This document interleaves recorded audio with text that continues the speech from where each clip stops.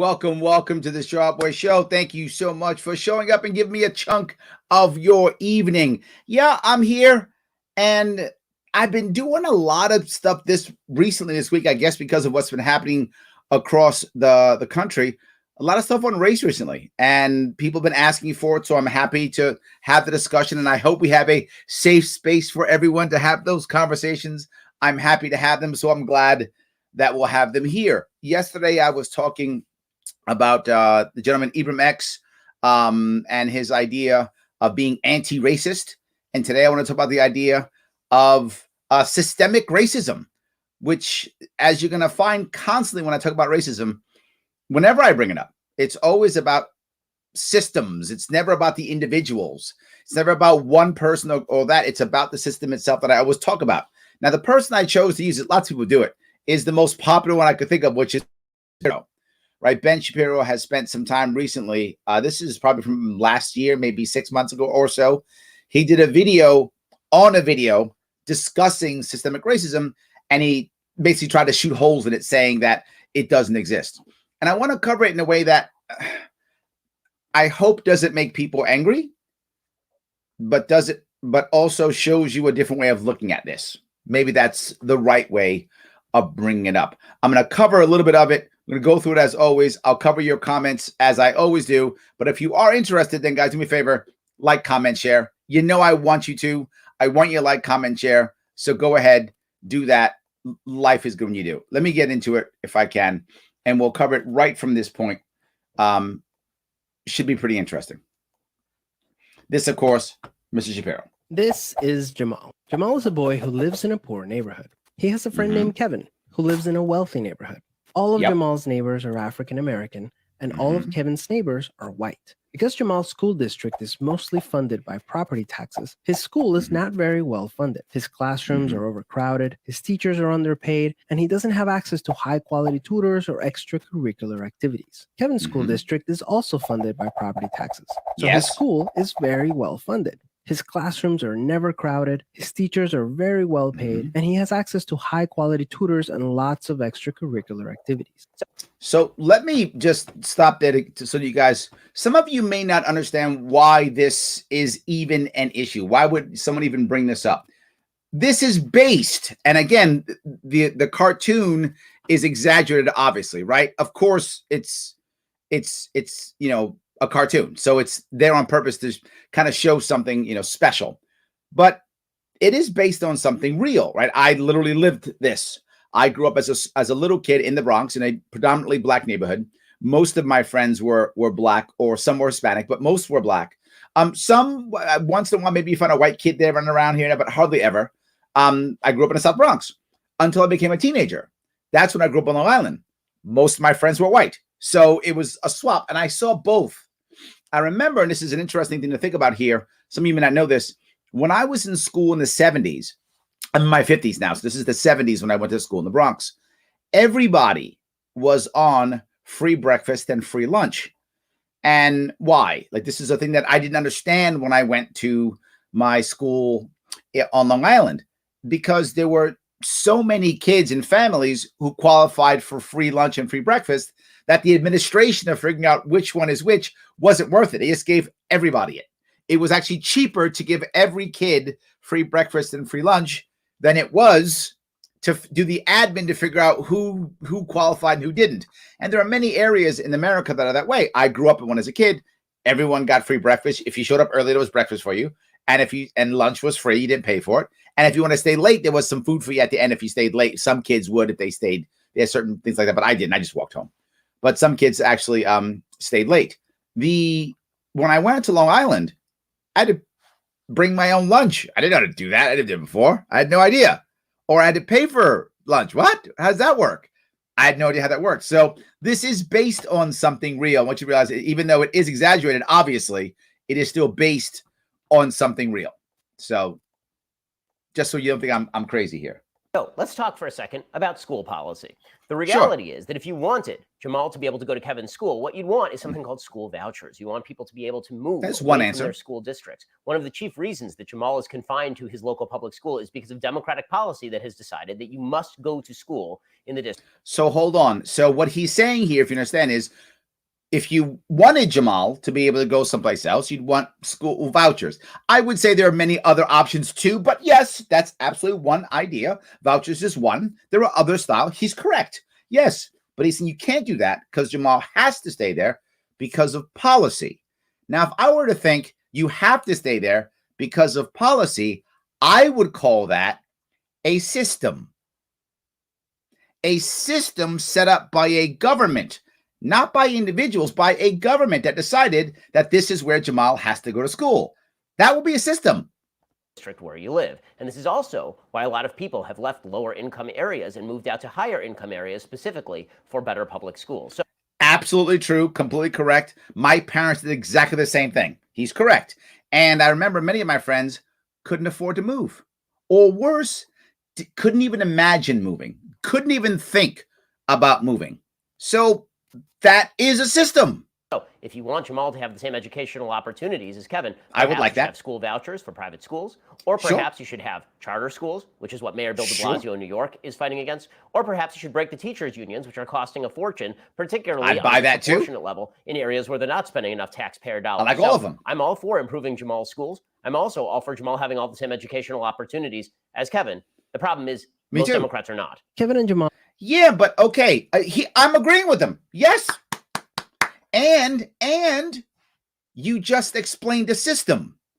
If you're telling me that this doesn't work, I'm sorry. If you tell me it doesn't work, I'm with you. It doesn't. Where me and you were the same in that regard. I'm with you. If you're telling me there's no systemic racism, you just explained the system.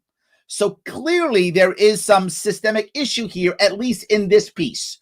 There is. He didn't break the idea that there's no systemic issue. He simply said Democrats suck. Okay, fine. We can blame Democrats for it. I don't care. Blame who you want. It still is a system, and that is my point. I get why he's going down this road, though. He's going down this road because he sees what happens. Once you say there is anything that's systemic, right now the left screams white supremacy, white privilege. Well, now we're blaming him. But how about if we don't yell white supremacy and white privilege, and we instead say the system is what's screwed up, not the individual white person who happens to be in the system. So why don't we change the system and everyone can have better chance, and Jamal can have an awesome chance at success like everybody else could. We could do that. But now we have the left yelling basically white man bad and the right yelling black man bad. I'm exaggerating, obviously, but you see what I'm saying. And no one's saying change the system. If you remember from yesterday when we talked about the guy who was the anti-racist guy, he didn't talk about changing the system. Neither has Ben. All live only a few streets away from each other. So how come they're growing up in such different worlds with such different opportunities for success? The answer has to do with America's history of systemic racism. To understand it better, let's look at what life was like for Kevin and Jamal's grandparents. In order to understand what's going to happen in this video, you have to understand how systemic racism is being defined. Systemic racism is really an amorphous term. It could no, it isn't. No, that's not true. Systemic racism, to be clear, it's not amorphous at all. The left explains how to fix it wrong. That's true. If you talk to the people on the left, they go, that's systemic racism. So you know what you should do? You individual white person, you should be less white. That you're saying there's a system and then punishing the individual. Doesn't work. If you're going to tell me that there's systemic racism, then stop punishing the individual white guy and change the system. That makes sense to me. But what systemic racism is that there's systems that have been unfair to a group of people. In this specific case, that would be black people. But it's happened with women. It's happened with many other groups. In this case, we're speaking black people in America. That's what systemic racism is, a system. And what he doesn't bring up, and no one seems to bring up, is the worst system of them all, our criminal justice system based upon the war on drugs. That is literally the best example I can give you of what systemic racism is. That's the best example. A system that has people with guns kick in people's doors and grab them, put them in prison. Yes. It could mean many things. It could mean that the institutions of today are racist, in which case everyone would oppose them. Or it could... That's not what it means. That's what I said. That's not true. He's saying that that's not true. Mean that all inequality is explainable by racism. which also not true. No one's saying all inequality is based upon that. There are plenty of people who are Black who've been through this, who've been successful. That's also not true. He is going to a level to try to say, I'm not guilty. That's what he's doing right now. I'm not guilty. Brother, I'm not blaming you. I'm not blaming you. You don't have to apologize to me. I'm not blaming you. Neither of those things that you just said is what the video is saying, or I'm saying you're making this up because you feel like you're being attacked. Of course, is not sustainable. It's not a good argument.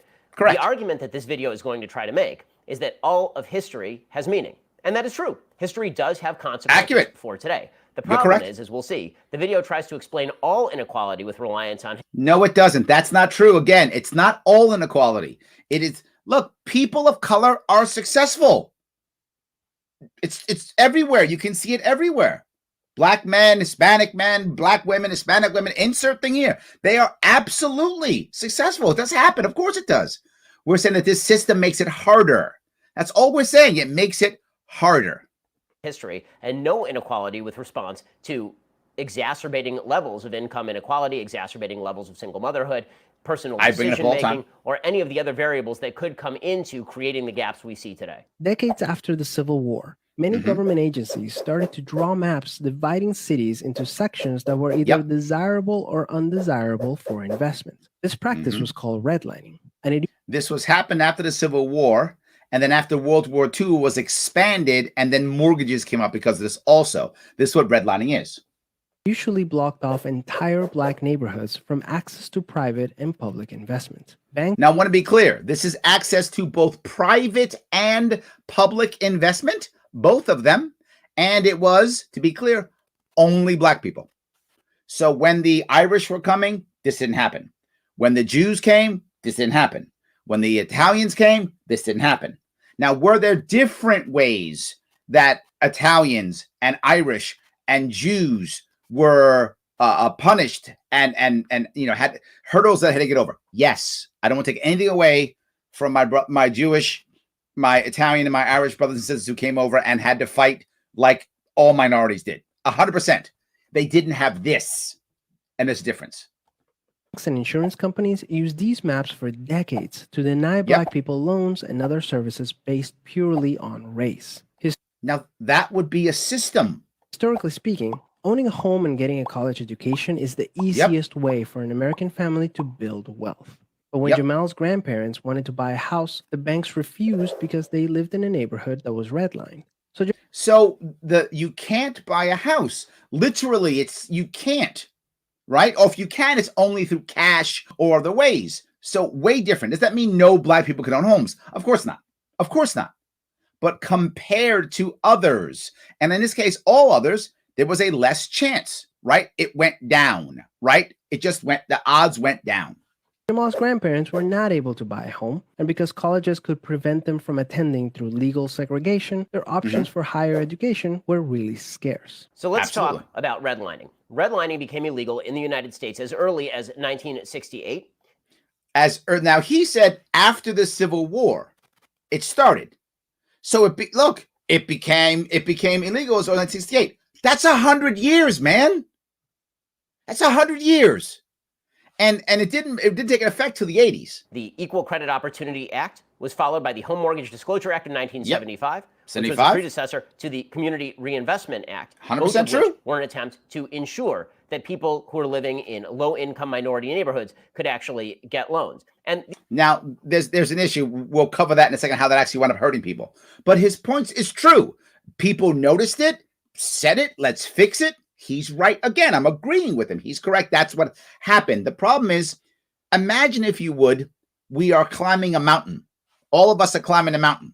Me and, by the way, good to see you, Jimmy. This is because of you, by the way. You're the one who told me to do this yesterday, so I'm doing it. So if you like this, good. If you don't, your fault.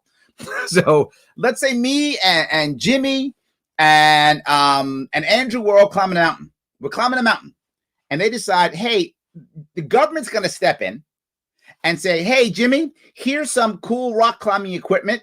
And hey, Andrew, here's some cool rock climbing equipment. Larry, you get none. You can't have any. Well, I want to buy my own. No, you may not have any. You cannot have any. And if you don't, I'm going to either put you in jail or shoot you. Go climb a mountain. All right. So I'm climbing bare hands, barefoot. These guys got all the equipment that the government stepped in to give them. They didn't ask for it. They're not bad guys. They didn't go, ha, ha, ha, we'll get Larry. They didn't do that. The government gave it to them. Here you go. Here's some cool stuff. Go climb a mountain. So now they climb a mountain. They're halfway up the mountain. I'm now a couple feet up the mountain, right? I'm a little bit. I'm maybe 10% up the mountain. Then the government steps in and goes, oh, you know what, Larry? Here, take some mountain climbing equipment. And then everyone goes, Larry, why are you so far behind you? The same equipment he got. They got a huge 100-year gap. They got an 100-year gap. Not because Jimmy or Andrew are bad guys. I'm not blaming the white family. This was the government stepping in and saying, black person, you may not. No, bank, you can't give money to them. No, you may not give to them. That's what this was. And after World War II, it was worse. Because after World War II, there was still some, when they were giving out mortgages to almost everybody, all the vets who came back, right? All the vets. The army was still segregated. And it was only segregated by black. If you were Jewish or Italian or Irish, you still were in the regular army. Black people were in a separate part of the army. So when they came back and they expanded the redlining. So now the mortgages come out. And again, if you think I'm making this up, do your own homework. I don't mind. It's all there. You can see it. Well, what ended up happening was they had percentages of neighborhoods that could have Italians, Jews, and Irish because there was absolute discrimination against all three of those.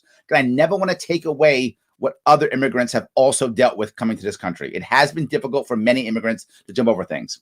But they literally had a percentage, and I believe it was 30%, if I'm not mistaken. 30% of a neighborhood could be either Jewish, Irish, or Italian. That back then they thought those were the not so cool white people. So you could be there, but only 30%. You know how many black families could be? 0. Not 1. 0. That's a system that he's acting like it's no big deal. 100 years from the Civil War till 1968, and it actually didn't even come into play until around the 80s. So we're talking 120 years of state-sponsored government systemic issues stopping people, black people specifically, from getting a home and getting loans. These things were very effective. In 1992, researchers at the Federal Reserve Bank of Boston tried to look at the data. They collected information on some 30 variables related to lending decisions. They found that virtually all of the difference between minority and non-minority denial rates was explained by those variables. A reanalysis of that information found just variables. Okay, variables. Why? Height, weight? Stop. He's just trying to explain it away because he's afraid. Ben, I'm not blaming you, brother. It's okay. That black-owned banks were actually lending to white-owned businesses at higher rates than they were lending to black-owned businesses. Okay, so because black-owned banks were loaning to white people more, that means there's no systemic racism? I'm not blaming the individual banker. The bankers were loaning to the right people. The white families as a whole, don't get me wrong, there were some white families that got crushed. I get it. As a whole, white families had 120 years of banks and private and government investment into their communities. Blacks had 120 years of not having it. Who's going to have better credit? Who's going to have more assets? Who's going to have more collateral? Of course, banks aren't. They're not doing it because they're black. They're not. They're doing it because they don't have good credit compared to everyone else. Not just white, by the way. This includes Asians, Hispanics, everyone not black, because only blacks were redlined. So every other community had better credit and had had a longer history and had more assets for collateral. So of course, black bankers are as smart as white bankers, as smart as Asian bankers. The black people were worse candidates. That's true. But why? This is the problem. If there's no systemic racism, why are only blacks having these problems? Black man bad? No. Black men are just like white men, Asian men, Hispanic men. We're all the same. We're all just men. This government-sponsored system gave a 120-year push down of the black community and black families. The war on poverty hurt. The war on drugs hurt, both from the government, systemic. This is what I mean and what most people mean when they say systemic issues. Everything he's saying is saying there is systemic racism. He's just trying to say, it's not my fault. Ben, I'm not blaming you, man. It's not your fault. Furthermore, if it seemed that banks were discriminating against black borrowers on the basis of they needed to have higher credit qualifications, what you would see is lower default rates from. Okay, that's not what you would see. That makes no sense at all. He's completely wrong there. What you would see is higher default rates because they weren't prepared. And what do you see after 2006 when all the other things he just talked about came into play? Higher default rates. Why? Because as the government tried to make this work, they created subprime mortgages. Remember those? Part of the crash 2008. What happened there? Black families got destroyed. Why? Because black families came in and said, hey, you guys are trying to undo the 120 years of harm government? Nice. You're going to give us loans? Yes. And if you're a mortgage broker, you know what I'm talking about right now. You know how it was 2002, 2006, 2004 in that area. All you had to do is basically check the African-American box. Government guarantees the mortgage. Now, I'm exaggerating a little bit, but not much. But not much. If you were in finance, then if you were doing mortgages, you know exactly what I'm talking about. Check African-American. It's basically check the box. Mortgage is done. And what actually wound up happening is a lot of black families couldn't afford it. And when the crash came, they lost everything. So this is not true what he's saying. Black clients of banks, from people who are borrowing money from banks in the black community, there are zero studies that show any of this. So because what you said isn't true, it doesn't matter. It's of course not. It's like saying, well, there's no studies that show that black people grow a third head, because they don't. The bottom line is this. Redlining was an evil and awful policy. It was made for 120 years, which is a system again. Illegal in the 1960s. By the 1980s, the banks were not lending at disproportionate rates. In fact, no, they were. See, this is not true. They were still lending at disproportionate rates. They just weren't. They just can say they weren't changing how they loan based upon race. They had exactly the same credit rules. That's true. They no longer could say, oh, because you're from this neighborhood, oh, because you're black. They couldn't say that anymore. They just checked credit. But 120 years of not being able to get the same credit as everybody else makes you a worse. You don't have as good as credit. So, yeah. If you look at among different communities, as Thomas Sowell has pointed out, Asian Americans get loans more easily than white Americans. I just explained why. That does not mean the banks are.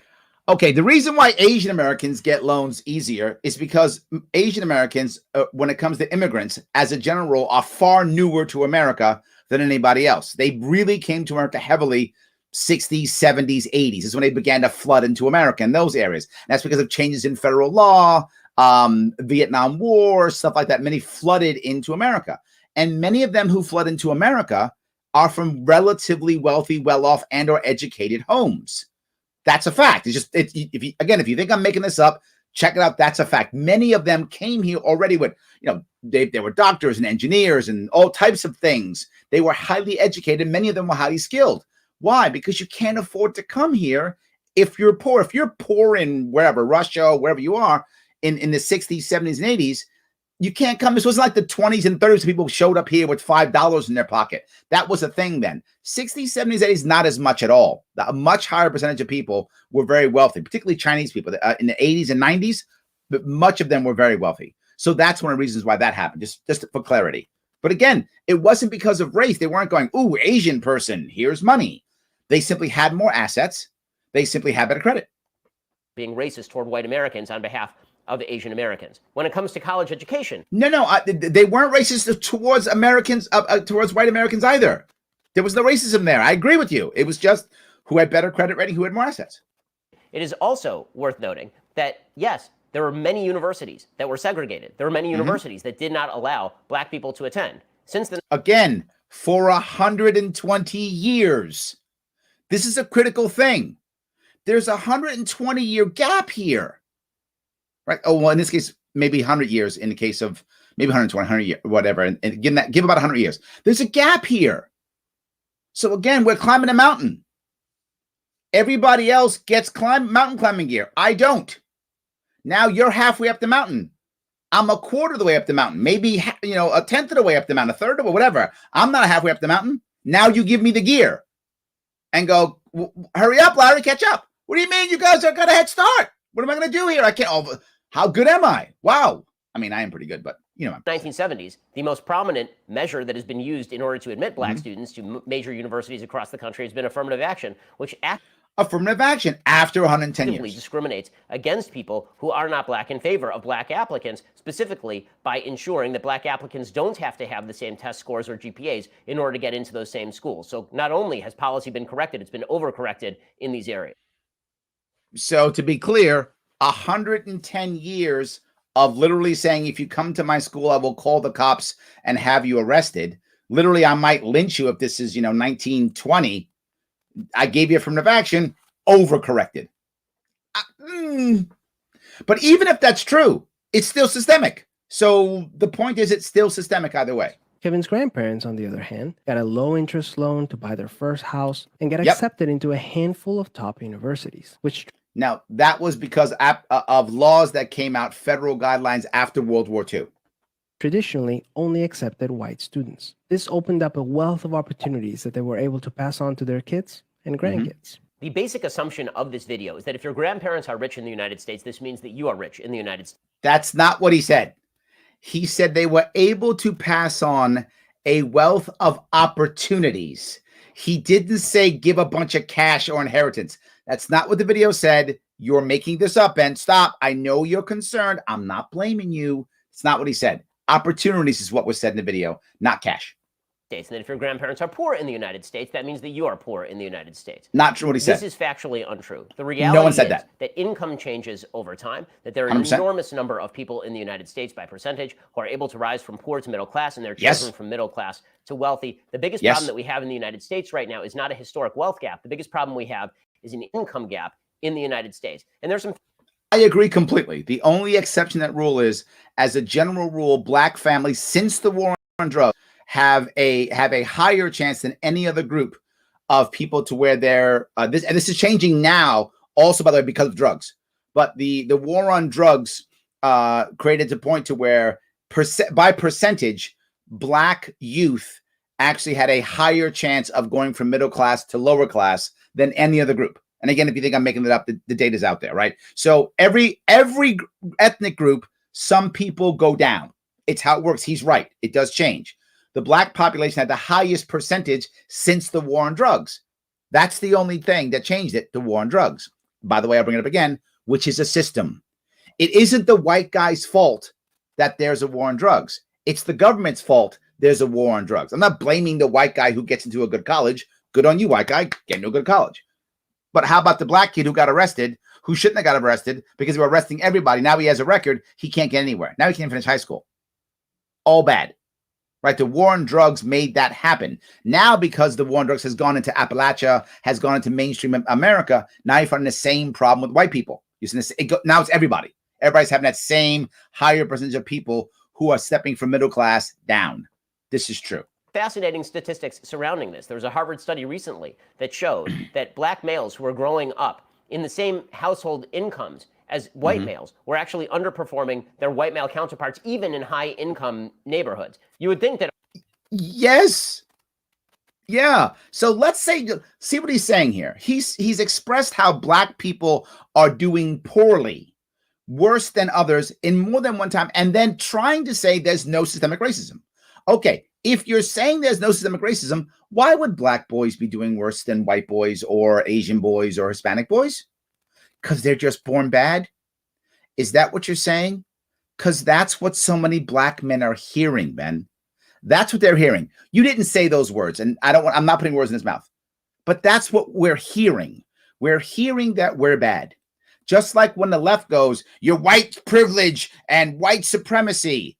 The white guy hears, oh, he's saying I'm bad. I don't like that. Well, when you say this, the black man goes, you're saying I'm bad. I don't like that. So you don't have to say that, except that there's a bad system. All of this might imply racism, except for one inconvenient fact in the study. Black women who are growing up in the same high-income neighborhoods as white women growing up in the same high-income neighborhoods, black women were performing at exactly the same or higher rates than white women. So what's the difference?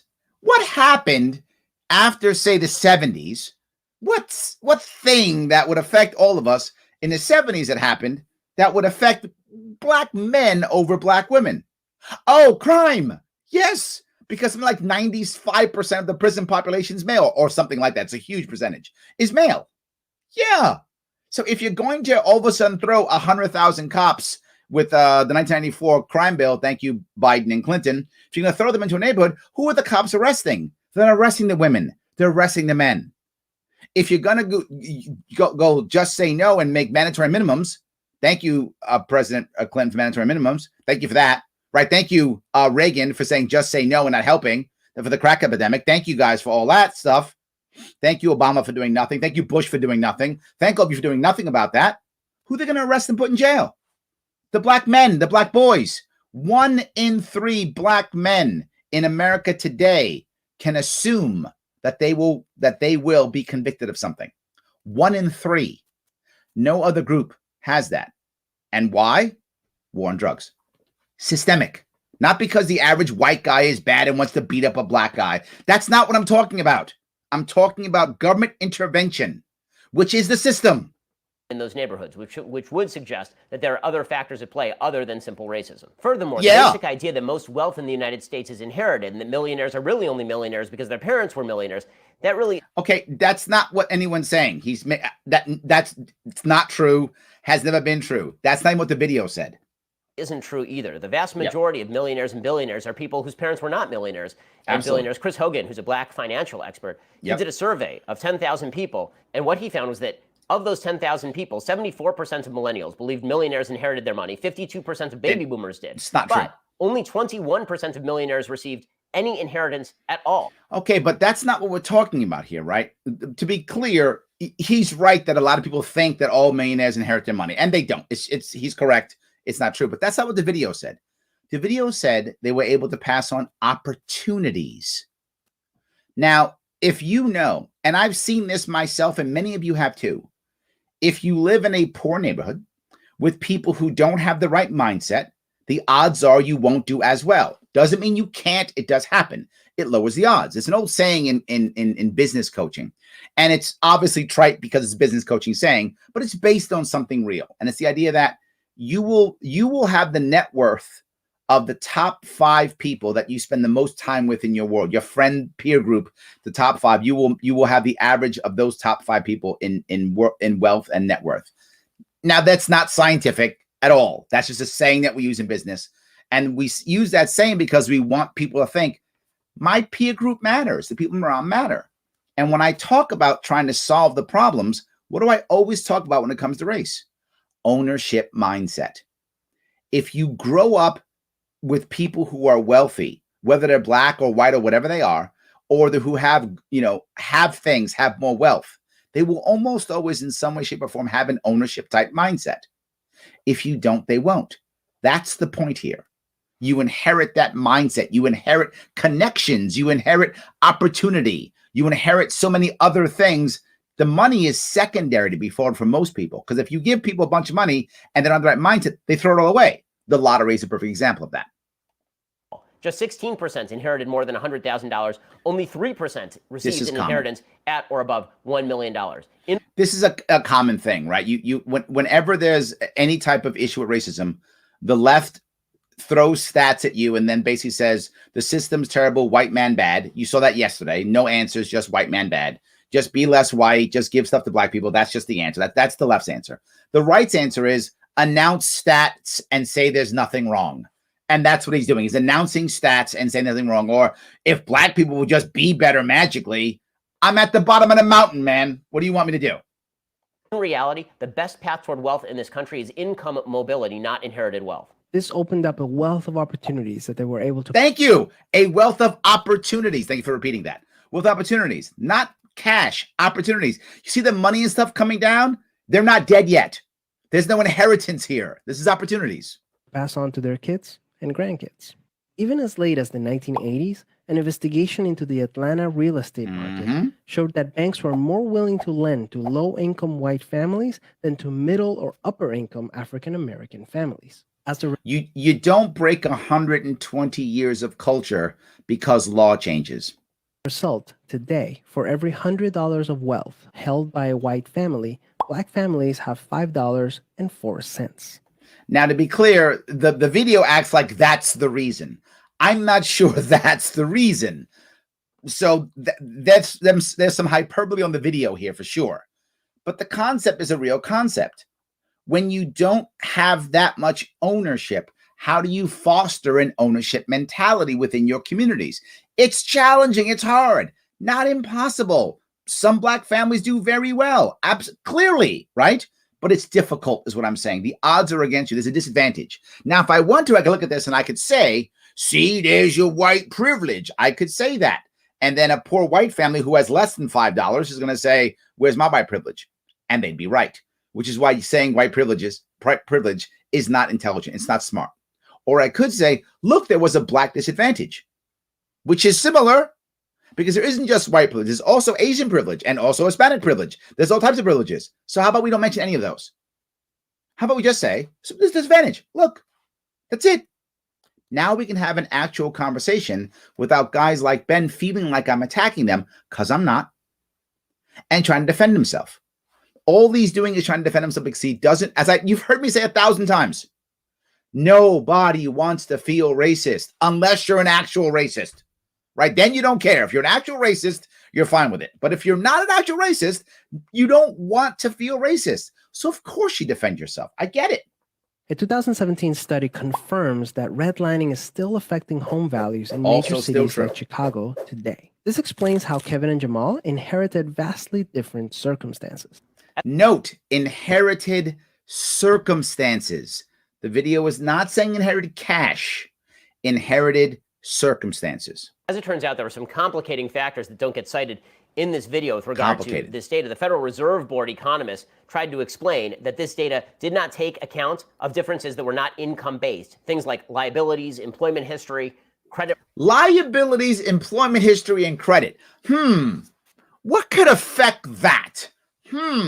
Could it be the 120 years of not being able to get loans and money invested? Or could it be a war on poverty that told you don't work, I'll just send you a check for employment? Or could it be the fact that the war on drugs put a third of the Black population, male population, in jail so they can't get jobs and don't have employment? Could any of those systemic things affect what we talked about? This is the same thing he's not getting. Yes, I'm not saying the individual banker is a racist and goes, ha ha, Black guy. No, I'm not saying that. I'm saying the banker did what a banker does. He looks and says, okay, this guy doesn't have good credit, doesn't have good employment. I can't give him a loan, or whatever the case may be. But why do so many Black people have that problem? War on drugs. Did anybody in the last couple of weeks, I've been talking about race almost the whole week. Has anybody except me been talking about the war on drugs? That's the #1 issue, and it's finally affecting white people. I'm sorry, white people, it's affecting you now, but it is now. It's an epidemic. So great, maybe we can end it. Maybe we can end it. New York's going to try to end it. Let's try to end it. Record and other relevant variables that should have been considered. It should not be particularly surprising that discrimination in the past has impact on the actual income of people who are living in the areas that were denied loans. That shouldn't be. Yes, you're literally saying systemic racism, dude. You've just said what I've said. Did you guys hear that?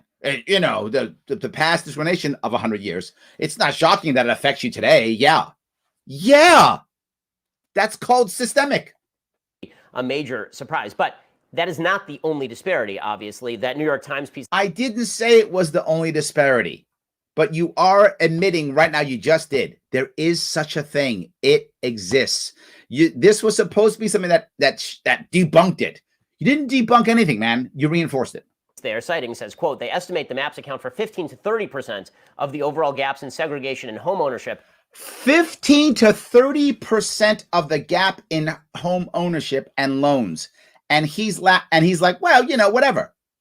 Decade, 15 to 30%? So you're 30% higher on a mountain than I am trying to climb?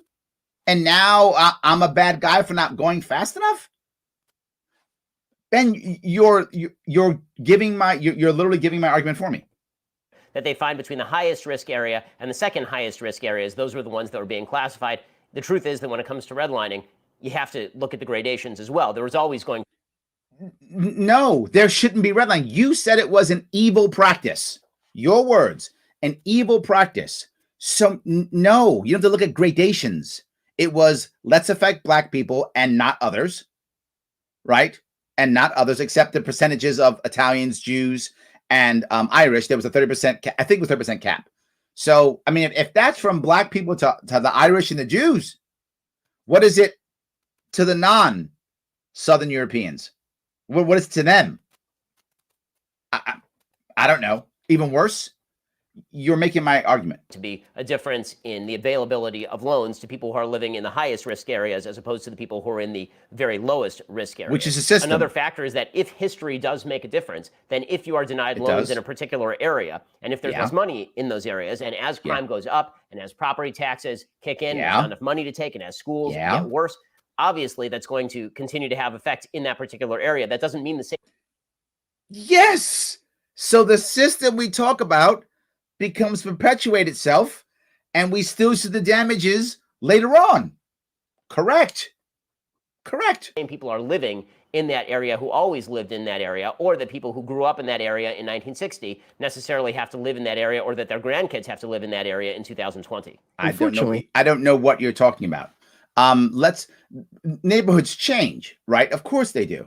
But if you grew up in a bad neighborhood in 1960 or 1970, as I did, or 1980 or whatever, the question is, do you get out of a bad neighborhood? I was lucky I did. I'm glad my parents made some changes and got me out. Awesome. Not all my friends could say that. So it's not like it's impossible to make it. Of course you can. No one, I hope no one is saying, I really do. Maybe someone is saying, maybe people are attacking him. Maybe that's why he's like this. Maybe that's why he's talking about this way. I don't know. But I'm not saying it's, oh my God, now no black people can do anything. I'm just saying the odds are stacked because of a bad system. The story doesn't end there. A big part of systemic racism is implicit bias. These are prejudices in society that people are not aware that they have. One of the big problems with implicit bias, it is very, very difficult to quantify, identify, and studies that supposedly determine that your implicit bias results in real-world action are deeply flawed. Implicit bias. No, that's a lie. That's not true. Implicit bias is absolutely a thing. He's right. It's how do you deal with that? I mean, he's right. You can't necessarily go, wait a minute, you're implicit. It's like that guy last night, Ibram, who's like, we have to judge whether what you do is racist. Wow, that's an issue.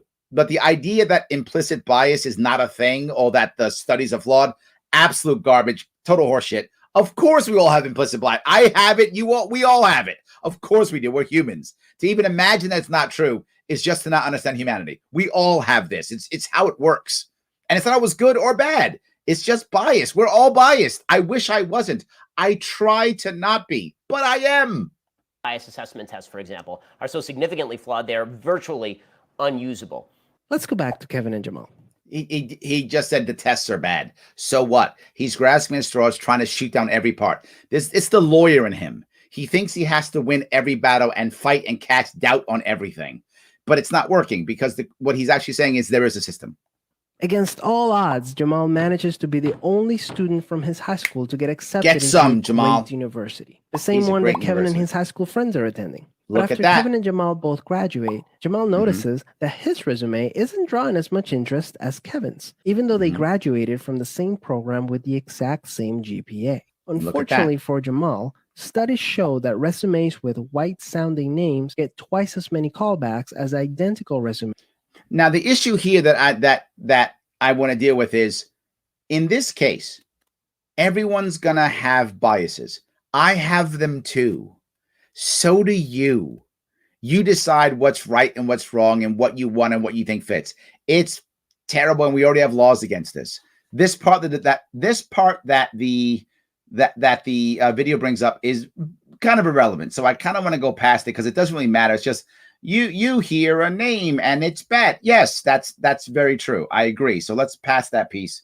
It's just so. In other words, there are several confounding factors that are not being taken into account in this video. 1, what college did you go to? 2, what did you major in? And 3, what kind of job did you get? Now, this is the piece I want to bring up. He does talk about that. He talks about the idea of, it doesn't, what job did you get? What college did you go to? This is also systemic. And you're going to say, wait a minute, Larry, now you're pulling stuff out of your derriere now. What people, study in college is systemic. It is.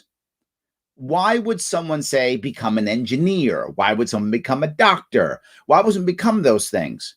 Odds are often, and this is true, is because you've seen someone in your life or in your family who's doing it. You think that's kind of cool. I should go there. Or someone in your family brings it up and says, hey, why don't you become a doctor? Become a blah, blah, blah, blah, boom. Not just that. Very often, highly educated people in technical fields swap back and forth between entrepreneur style, and then professional.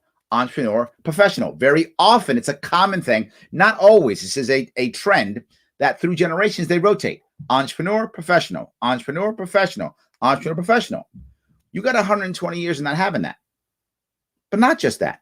What do so many Black males and females see? What they feel to be unfairness. What they see to be people getting arrested and put in jail. Why do you think so many Black men and women particularly study things like criminal justice and want to work in nonprofits? Yeah, it's true that in many cases, his point is a valid one. In many cases, you find people of color, particularly Black people, getting degrees that aren't degrees that generate a lot of money. Why? It's not what they're looking for. It isn't. But why isn't it? Why are they not looking for it? Because what they're seeing is trying to fix things. If they want a lot of money, many of them, and you see it all the time, this is Black, Hispanic, anyone who's in underclass, they go into the black market. You want to make big money? I don't know. Sell vice. Sell what? Go sell drugs. Become an underground pimp or whatever. That's what they go into. They go into those underground worlds. That's what often happens. They go into the black market. But if they go to college, they often want to be the justice warrior. So now they're working for, I don't know, they're working for some company, doing pro bono work. They're doing that kind of stuff. They're a public defender, right? They're a public defender. You don't make a lot of money on that. So yes, he's right. That is also true. What school you go to, what you study, but even that's systemic. Remember, this is from the old Silence of the Lambs, right? Hannibal Lecter. You covet what you see. You covet what you know. Yes. Afterward. You can see evidence of systemic racism in every area of life. The disparities in family wealth, incarceration rates, political representation. Finally, they bring up incarceration rates.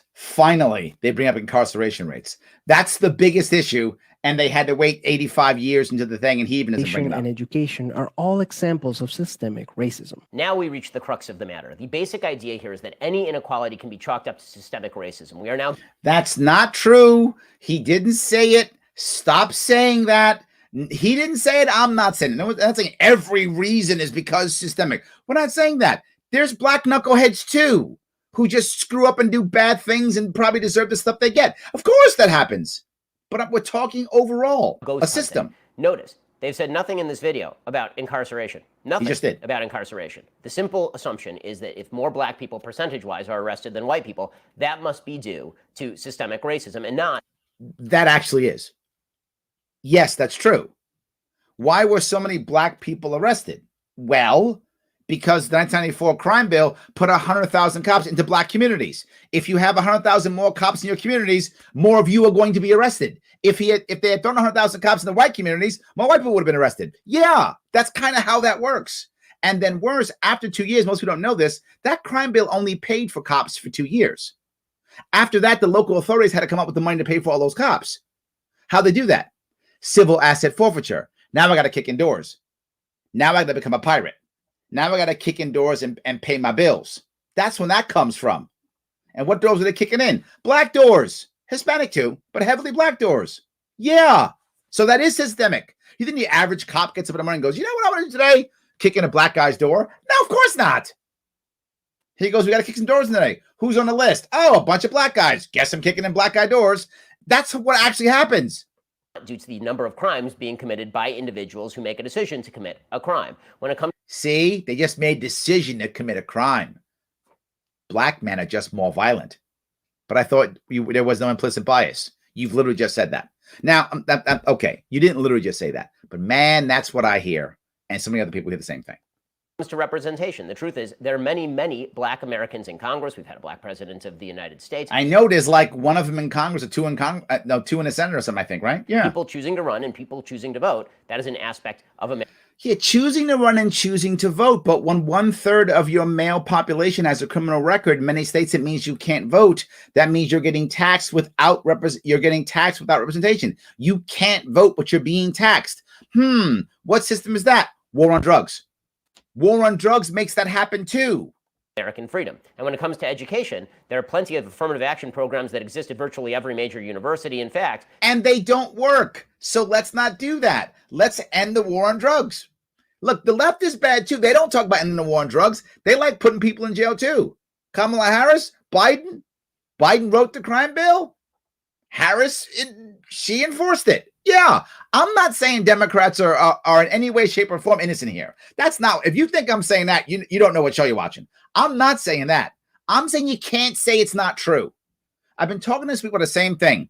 Right now in American politics, it's become where the Republican Party is the party of no ideas, and the Democratic Party is the party of bad ideas. So I only have bad ideas or no ideas. Why do you think we surrender? That's all I got. I got socialism fixes everything, or there's no problems. That's all I got right now. Well, that's not good. How about some real issues of some real problem solving? How about that instead? Their entire university systems, like the University of California, that have gotten rid of the SAT and the ACT as admissions criteria specifically because they weren't allowing enough minority students to attend. That's not true. That he just made that up. That's absolutely not accurate. You can check it yourself if you want to. They were getting rid of it for two important reasons.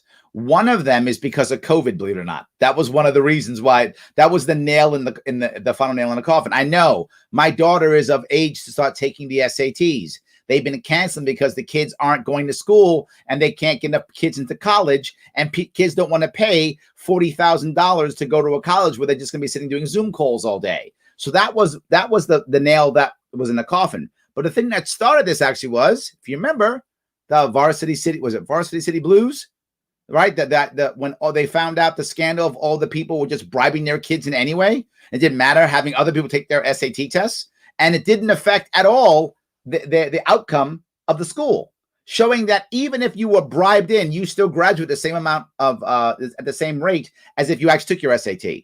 If your parents lied and got you in, you graduate at the same rate. The SATs weren't valuable. They meant nothing. It wasn't specifically because they weren't having black and brown people. That's absolutely not true. Do your own homework. That's 100% not true. Just not how it works. It was already collapsing years ago. I've been telling you this, that standardized testing is useless. I've been saying this for 4 years. Useless. Now they're figuring it out too. SATs mean nothing. Again, unless you're going to live your life in academia. If you're going to go out and do stuff outside of academia, SATs have zero value. That's why they're getting rid of them. COVID, Varsity City Blues, and they're not working. So to attribute all inequality to systemic racism is... No one's doing that, man. Stop. No one's doing that. Simply to say that everything you don't like must be due to systemic racism. Unfortunately, the biggest challenge with systemic racism is that there's no single person or entity responsible. Thank you.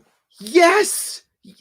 Yes. See, Ben, I'm not mad at you. There is no single person or entity responsible. Well, there's an entity, but there's no single person responsible for it. There isn't.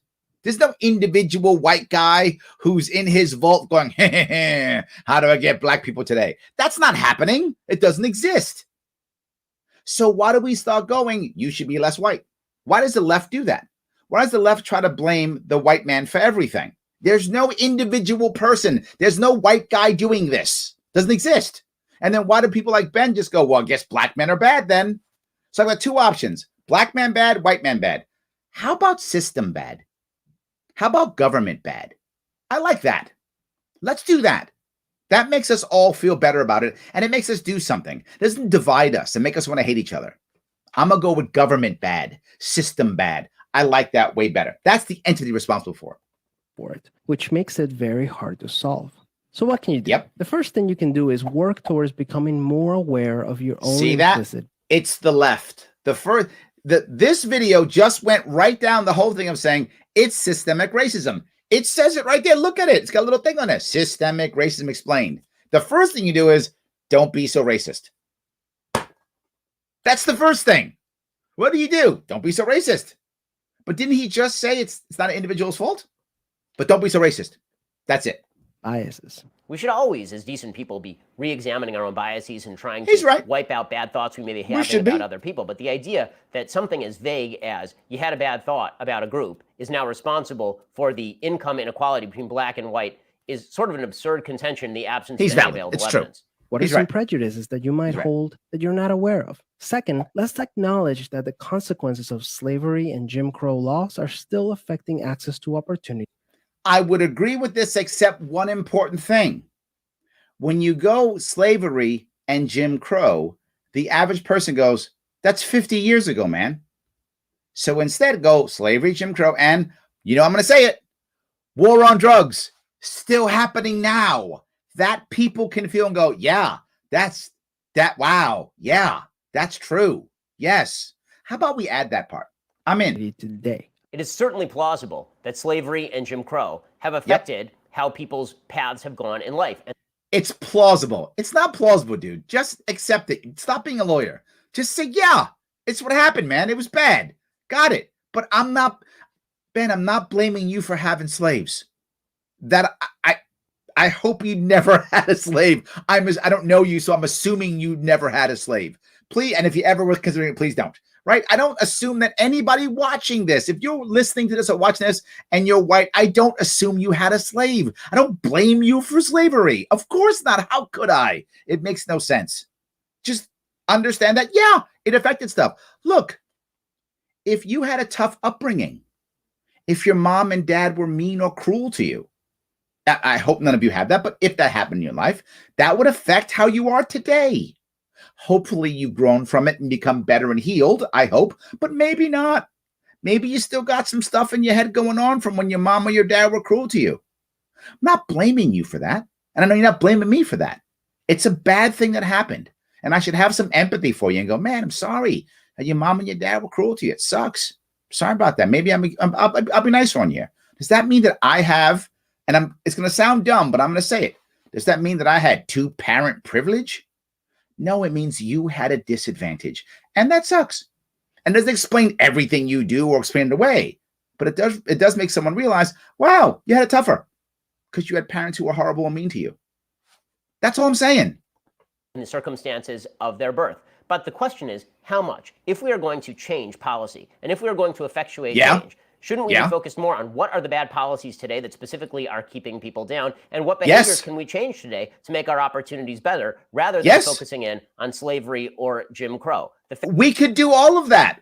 You had me until you went to, I'm mad at slavery. Don't be mad at slavery. I'm not blaming you for slavery. I'm not blaming you for Jim Crow either. You weren't even alive during Jim Crow. I'm not mad at you for that. It's fine. Fact is that even if you buy into the entire narrative of systemic racism promoted by this video, it changes nothing. The narrative. It changes everything.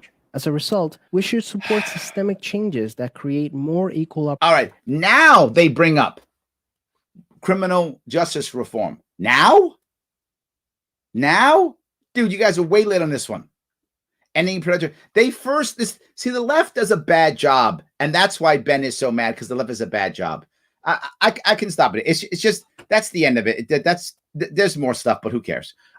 You see what I'm talking about. And I hope that was clear for many of you. I'm going to grab some comments now, but I hope it was clear. Systemic racism is a thing.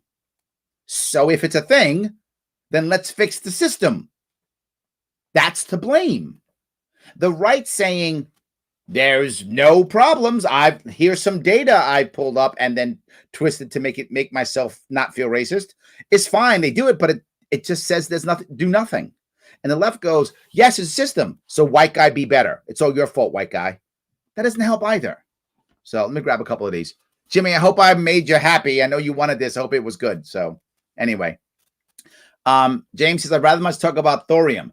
I'm happy to have those conversations too. Just that's not what people are asking for right now, James. I think it's a big deal. I love the idea of dealing with nuclear. I do, absolutely.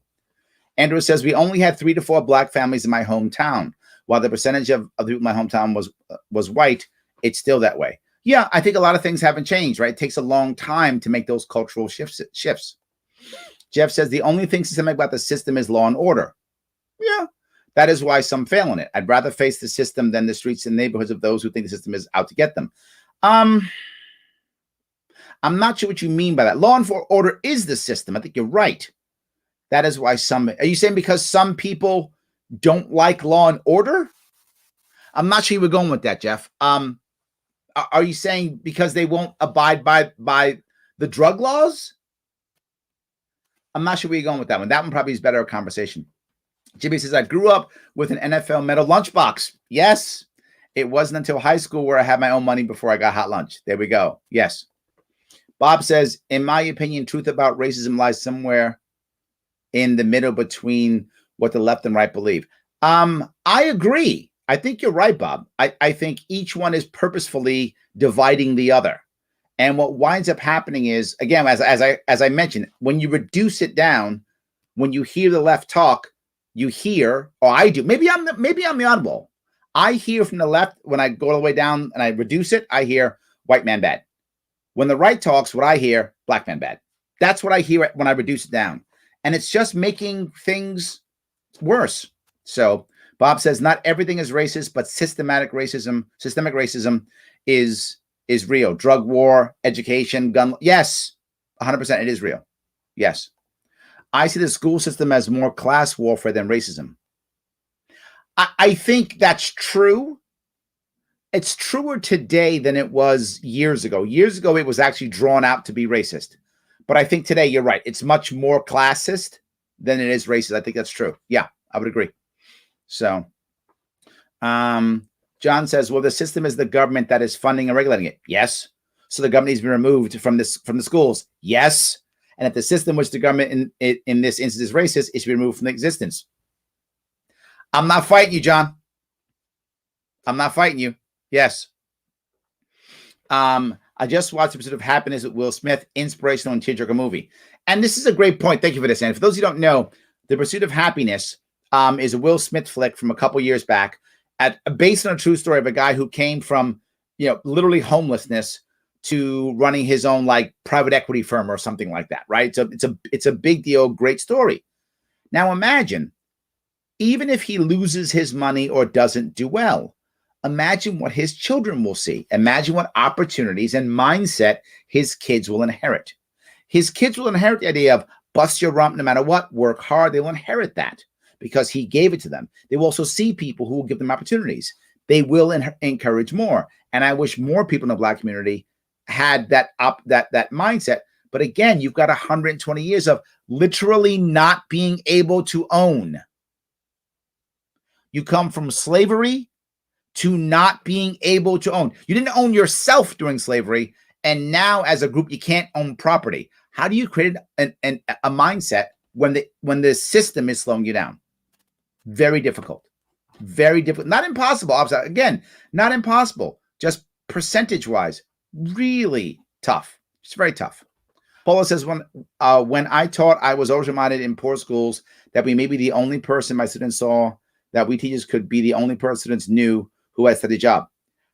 I've brought this up often, and this is the war on drugs combined with the war on poverty. The war on poverty is nothing that I didn't really bring up much, but that's another horrible thing.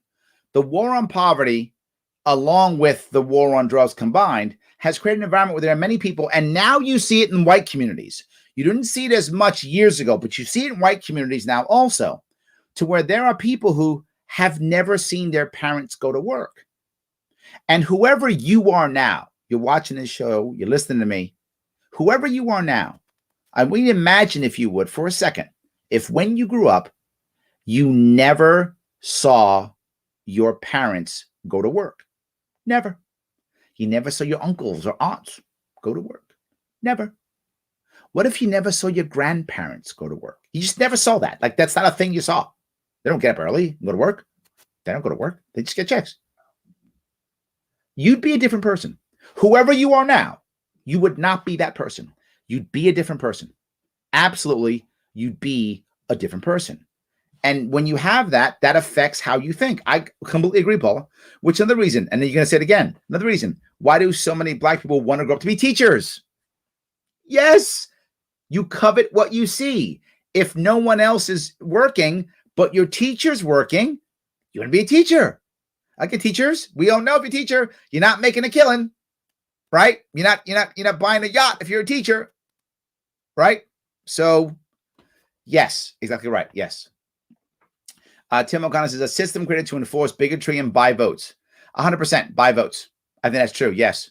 And Shelly's with you. Preach it. Absolutely. Thank you. So let's see. Larry, need to get Ben on your show. Ben's not coming on my show. I wish he would. He's not going to come on my show. Absolutely. Joseph, Larry Sharpe, Ben did not say that. I'm sorry. I went down this, so I'm not sure what he did not say. Did you say later on? I'll try to go down and grab some more comments. I'll see if I can find out. I don't know what you're saying. I was not trying to misinterpret him. I was not trying to misquote him. If I did, then that's my mistake if I screwed up. But I think I did this right. Please be clearer. If I made a mistake, I'm happy to apologize if I missed something. So Brian says, many people think that if you inherit it, you didn't earn it. While that can happen, I think it's more of an exception than the rule. You're totally correct. The data's in. Ben's correct on this. I'm agreeing with him. The vast majority of people did not inherit their wealth. I mean, think of the richest people. This was just yesterday. The gentleman yesterday, Ibram, was talking about that. He was like, oh, it's inherited wealth. It's just not a thing. It's most wealthy people, the majority of wealthy people did not inherit their wealth. It's a fact. So, yes. Susan says the war on drugs is a way to keep all people down. Not to, yes, that's true. And you're seeing it now, Susan. The war on drugs began during Nixon. And he literally was, and again, he is on record saying this. He wanted to get rid of three people. The hippies or liberals, hated them, black people, and for some reason of all the Hispanic people, he didn't like Puerto Ricans.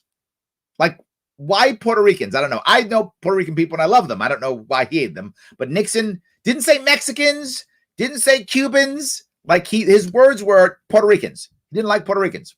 So he didn't like Puerto Ricans. He didn't like blacks. He didn't like, I think they call them liberals or hippies, whatever. He had a name for the left. I think it was hippies. I don't remember, whatever he said. But that's why he started the war on drugs. And again, that's not my opinion. That is his words. Do your own homework if you care about that. That's how it began. But now it affects others. So now it keeps all people down. Initially, it was really only keeping black and brown people down. That's all it was keeping down initially. You go 70s, 80s, 90s even. It's the origin of gangster rap is because of the war on drugs, right? That's kind of where it all came from. So, I mean, imagine, I bring this up often, but I want you to think about this. If you grew up like I did in the 70s, 80s, 90s, right? Think about what was on TV. What was on TV was, imagine if there's no war on drugs. Doesn't exist. Magically, Nixon doesn't start it. No one else jumps on board. Reagan doesn't keep it. Clinton doesn't do the crime bill. It doesn't happen, right? It's just, we just live. That's it. We live with no war on drugs. People do what they want to do. That's all we do. What'd you see on TV? Now there's no cops, meaning the cops TV show where they're putting a black guy in handcuffs every 5 minutes. There isn't a bunch of TV shows where every black bad guy is a pimp or a drug dealer. That goes away. That's not a thing anymore, right? Because there's no war on drugs. That's not a thing. You don't see that at all. What do you see? You see Good Times, the Jeffersons, right? You see Cosby, before he was rapist. You see Cosby before he was rapist, Fresh Prince of Bel-Air, Family Matters. That you see the black family is what you see. Poor and not poor and middle class and moving up. That's what you see. You'd be like, oh, black people are just people. Yeah. Yeah. The war on drugs really hurt the black community tremendously. And the war on poverty also. I wish you didn't have that also. And then now it's affecting everybody. Absolutely. Sammy says, what about the Pigford cases regarding refusing black farmer loans? Been skipping and skimming. So yes, I mean, the banks were openly and aggressively against helping out black families. Most of this actually wasn't state. And this is what people think. Oh, it's just those evil southern states. They're bad guys. No, most of this was federal. Most of this was actually federal guidelines. That if the banks didn't follow, they got punished. Again, do I think the average banker was trying to hurt a black guy? I mean, I'm sure there were racist bankers. I mean, there's racist everyone, so I'm sure there were some. But the average banker is trying to make cash, right? It's really trying to make cash is what it was. So yes. So Ben Shapiro, the conservative, is getting his facts from New York Times. Look, no, that's not a bad thing, right? You can get your facts anyway. I get my facts from all over the place. I get them from CNN, right? It's fine as long as the facts are real. And his facts, most of them are real. He's not lying. He's trying to defend himself, which I'm saying you don't have to. There's no need. I'm not blaming you. So, Larry, your bias here is really turning me on you. I hope not. I'm not trying to be a jerk, Joseph. I'm not. I'm trying to say that the system is real. That's a real thing. And I'm not blaming the average white guy. I don't think the white guy I think the average person, not forget white guy, the average person doesn't actually care. They just want to go off and live their life. And if a system is negative, they react to a system. If a system is good, they react to a system. That's what I think it is. So Rosemary says, who is the real racist? How much more special do you want? More handouts. I'm not sure where you're going with that. Was that for me? Was I asking for more handouts? I don't remember me asking for a handout. I was trying to express a systemic issue and not blame white people. That's what I was trying to do. But maybe you read that as handout. And I knew people would get upset. And I think most people would think that if I talk about this, it would trigger a lot of people, right? They'd be upset. They would think that all of a sudden I'm saying all of a sudden I want handouts or anything. I'm not saying that at all. I'm trying to say, let's stop blaming black people for being bad, and let's stop blaming white people for being bad, and let's blame the real culprit, government systems. That's what it is. So yes. He proves systematic racism exists while trying to say it doesn't. Look, Ben is probably not an actual bigot. I don't think he's a bigot. Did I say he was a bigot? Or I don't think I said that. If I'm not mistaken, I thought I said, I'm not blaming you more than once. But I get it. You realize Ben is Jewish, right? Yes, of course I do. My step-pop's Jewish. Yes, he's literally wearing a yarmulke. Yes, absolutely. Yes, 100%. Larry, racist much? Almost never, Rosemary. Sometimes, I'm human. And sometimes, but no, very rarely. So yes. Jimmy says, exactly, Susan. As a white male with long hair, the war on drugs has been a complete attack on me. Yes, it has. Yes, so many fishing expeditions have gotten beaten up by cops. System sucks. Yes, Jimmy. I hope this is what you asked for, Jimmy. Literally, you asked for this yesterday, so I'm doing it because you asked for it. So yes, absolutely. Thankfully, this is all solved with Harris's VP. See? Racism solved. I love it. Absolutely. Lyndon, that freeze frame on his one half eye open is pretty much the spirit animal. Is that right? I guess so. Do you think this was intentional or unintended side effect of war on drugs? I think the initial, and again, if you do your homework on the war on drugs, the initial goal of the war on drugs was to keep the left down, which they saw it as, liberals, black people, and as I mentioned, Puerto Ricans in this case was the initial goal.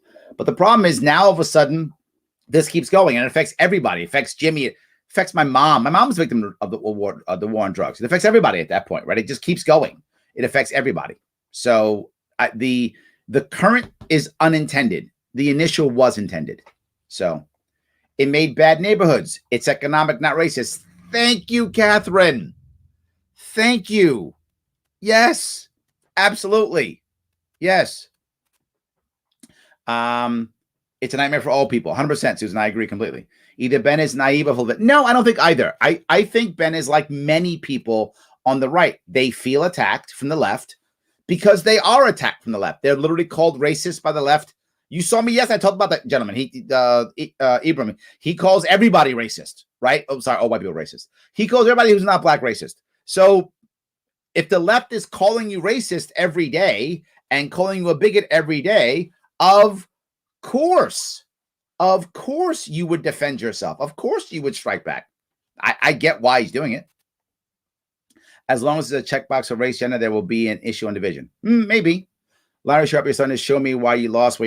This has nothing to do with that at all, Joseph. This one, you're wrong. This is nothing to do. If you saw my race, nothing to do with this.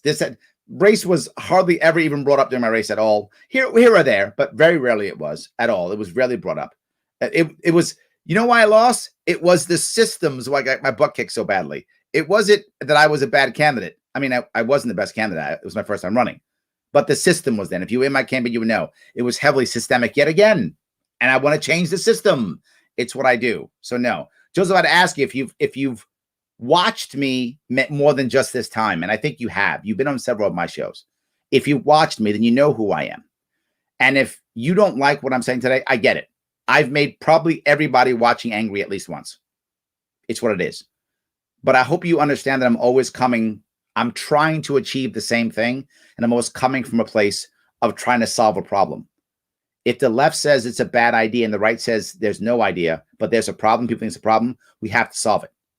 So I'm trying to solve the problem. That's my issue. So I hope at least that's clear. I hope you stay and don't walk away. I'd like you to stay. Please stay. So yes. So cite my sources, Larry. you can do your own homework if you want to. You don't have to believe me, right? I mean, this is reality. You don't have to believe me. You can check his source. He's got his sources. His sources are actually on the video. You can check his video. He's got sources there. Check his. I agree with his sources for most of the things I've said. I'm just telling you the details behind it. If any of you actually care and want to see it, I actually did a video last year, June 19th of last year, where I explained exactly how this worked, the systemic issues. I went from 1619 till today. If you want to check it out, go ahead. And sources are there. Like, I literally show you the videos and the documents. They're there. So if you do care, Nick, if you want to see what I'm talking about, please check that video out. It's detailed. You say exactly what video I use, exactly everything. It's all there. So I do explain how it worked. Yes. You have to counter his statement with data on implicit bias, making this change his point. Implicit bias. Okay. Oh, is that what you guys are saying? Are you guys saying I need sources to prove implicit bias? Is that what you're saying? 45,000 books on it throughout the entire world. If you think we don't have implicit bias, you don't live in the world. You don't understand humanity. I mean, there's just read any book on psychology, literally any book on psychology. Of course we all have it. It doesn't mean we're racist, though. That's the problem. You're getting defensive because the left says implicit bias means you're racist. Those aren't the same things. Implicit bias means we all have biases from us growing up and being in our environment. Every human has it. And if you don't think that's true, great. Don't believe me. I don't care. It's like saying humans usually have two arms. I mean, some don't, but most humans have two arms. No, they don't. Prove your source. Look in the mirror. That's my source. For you to even imagine there's no implicit bias, it's fine. Don't believe me. I don't care. Of course it exists. But it doesn't mean that you're racist. It just means you have biases. You might think tall people are dangerous because some tall guy beat you up when you were a kid. That's an implicit bias. And that's not racist. It's just, is that heightist? Is that a thing? You'd be scared of tall people. Or maybe you'd attack and beat up tall people because they beat you up when you were a kid. That's all. So implicit bias is a real thing. Implicit biases reminds me of one Walter Williams' examples of creating a basketball team. I don't remember that. Yes, absolutely. Oh, yes, you're right. Yeah, I had that happen to me too. Let's get Larry on a team because he must be good because he's black. That happened to me too. It's a bias. It doesn't mean you're racist. It means you want a good team. So yes, of course it's true. Ben thrives on gotcha moments. Most YouTubers do. So I'm not just blaming him on that, but yeah. Andrea says the government broke family values. Then the war on drugs put men in prison. But the culture is encouraging the behavior of selling, using drugs, and using women. Yes. Yes. These are results of a system. Yes. Ben's issue is while he, in my opinion, is more correct than the leftist perspective, that's true. He avoids nuance and context because the history is too ugly. The topic needs facts and feelings. See, and there's where I have to go. This is the thing where I will pick a bone directly with Ben. I will pick directly a bone with him. He's the guy who says facts don't care about your feelings. And I will tell you all the time that is a terrible idea because feelings are far more powerful. People ignore facts because of feelings. People change facts because of feelings. People make up facts because of feelings. Feelings are humans. We are humans and we change. And politics is emotional. Just is. So, yeah. Samuel puts, quotes, the whole modern world has divided itself into conservatives and progressives. The business of progressives is to go on making mistakes. The business of conservatives is to prevent mistakes from being corrected. Ooh, I like that. G.K. Chesterton. I like that. There we go. I like that. Pretty good.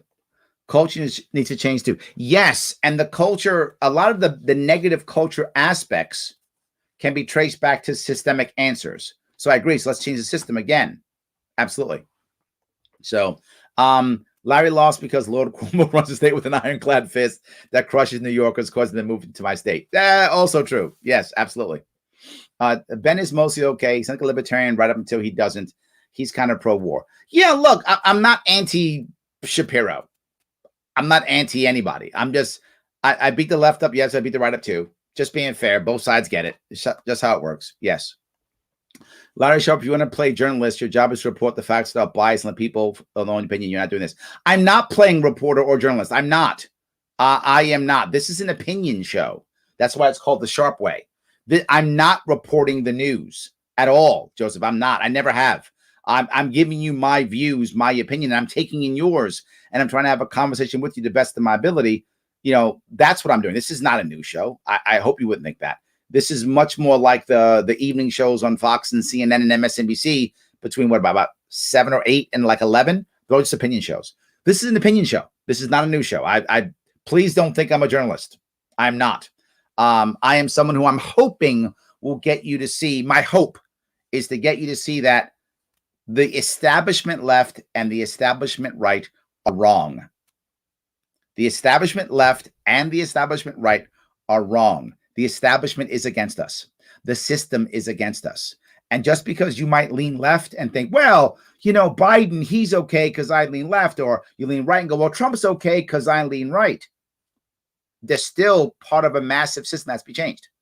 And if you don't change the system, the best you can get is Trump will pull the country a little bit right and make you happy. Biden will pull a little bit left and make you happy if you lean that way. And that's all you get. Not good enough for me.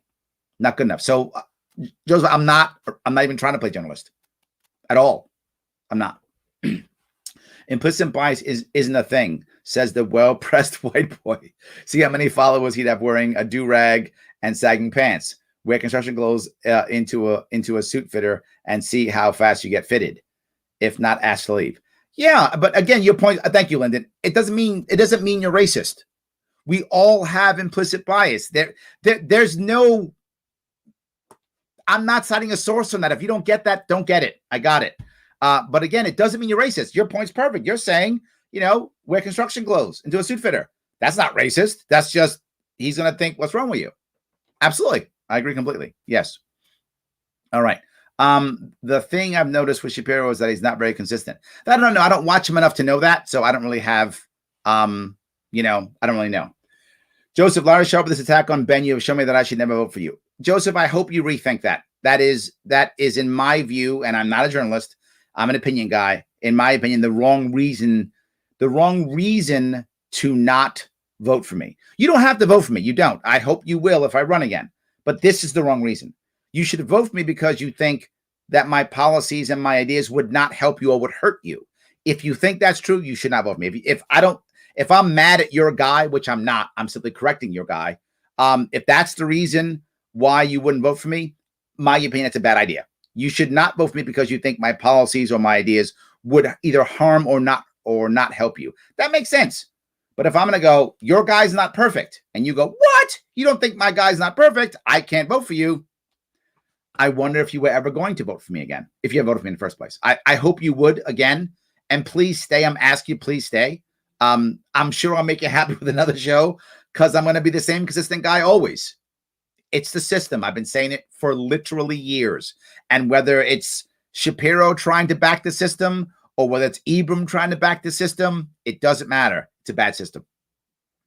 So, no wonder people like Sharpe don't give votes. I know that's the reason, right? Yeah, that because if I just would say Shapiro's awesome, they'd all vote for me. That's the reason. All right, fine. So I know a few black people that have studied criminal justice. Yes, it's a common thing. You do find that often. Thank you for that, Andrew. It is common. Yes. All right. Robert says he's hardly attacking Ben. He's simply stating his differences. Agreed, Robert. I didn't attack Ben at all. I literally said I don't blame you like 3 times. But some people, they love Ben, and if you say anything bad, they get mad at you. I hope you guys will stay anyway. That's all I can tell you. All I can tell you is many people who watch this show, I've made them angry sometimes. And they stay. Thank you, because I'm not mad at you. Myron says, these things are real, but the problem is that people tend to use this as an excuse for not trying. Very true, Myron. Yes. And places 100% of responsibility on other people. This strategy is worse than racism itself. Yes, you're right. You're right. If you're going to talk about the systemic issue, you should be using it to raise people up, not to put them down, right? I can use it one or two ways. And the problem we're not using it at all. We're only using it to put it down, right? The left is saying it's systemic. So black man, you're so weak, you can't support yourself. I have to come save you. That's how the left uses the systemic issue. The right uses the systemic issue to go, there's no problem. Bootstraps. That's what the right says. I'm saying it's systemic. So one, if you've been successful, good on you, man. Good on you. The system was against you and you did good on you. And not just that, when there is a black kid saying, can I really make it? I can't. Yeah, you can. The system was against you. We can change the system. You can still do it. You should use it to pick people up. But my dad didn't. How am I good enough? My mom didn't. How am I good enough? I got to sit home and take care of my mom or my dad. You don't have to. No, you don't. You can actually move up and do great. You can do it. That's how we should be using this narrative. You do that. And to your point, Myron, you don't blame others. You say, no, you are better than you thought you were. That's how you actually deal with it. 100%. Rich says, see, feel, and reality are not always the same. Also true. The choice has to become clear and logical. You either choose black markets and end up always looking over your shoulder until you're dead or imprisoned, or you look outside your peer group for inspiration and inspire that goal. Ultimately, all choice is in your hands, and that's what needs to be emphasized above all.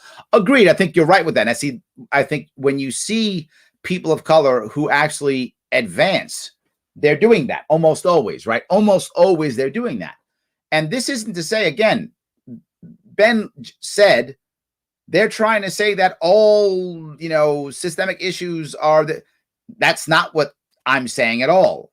I'm saying that a bad system makes it harder.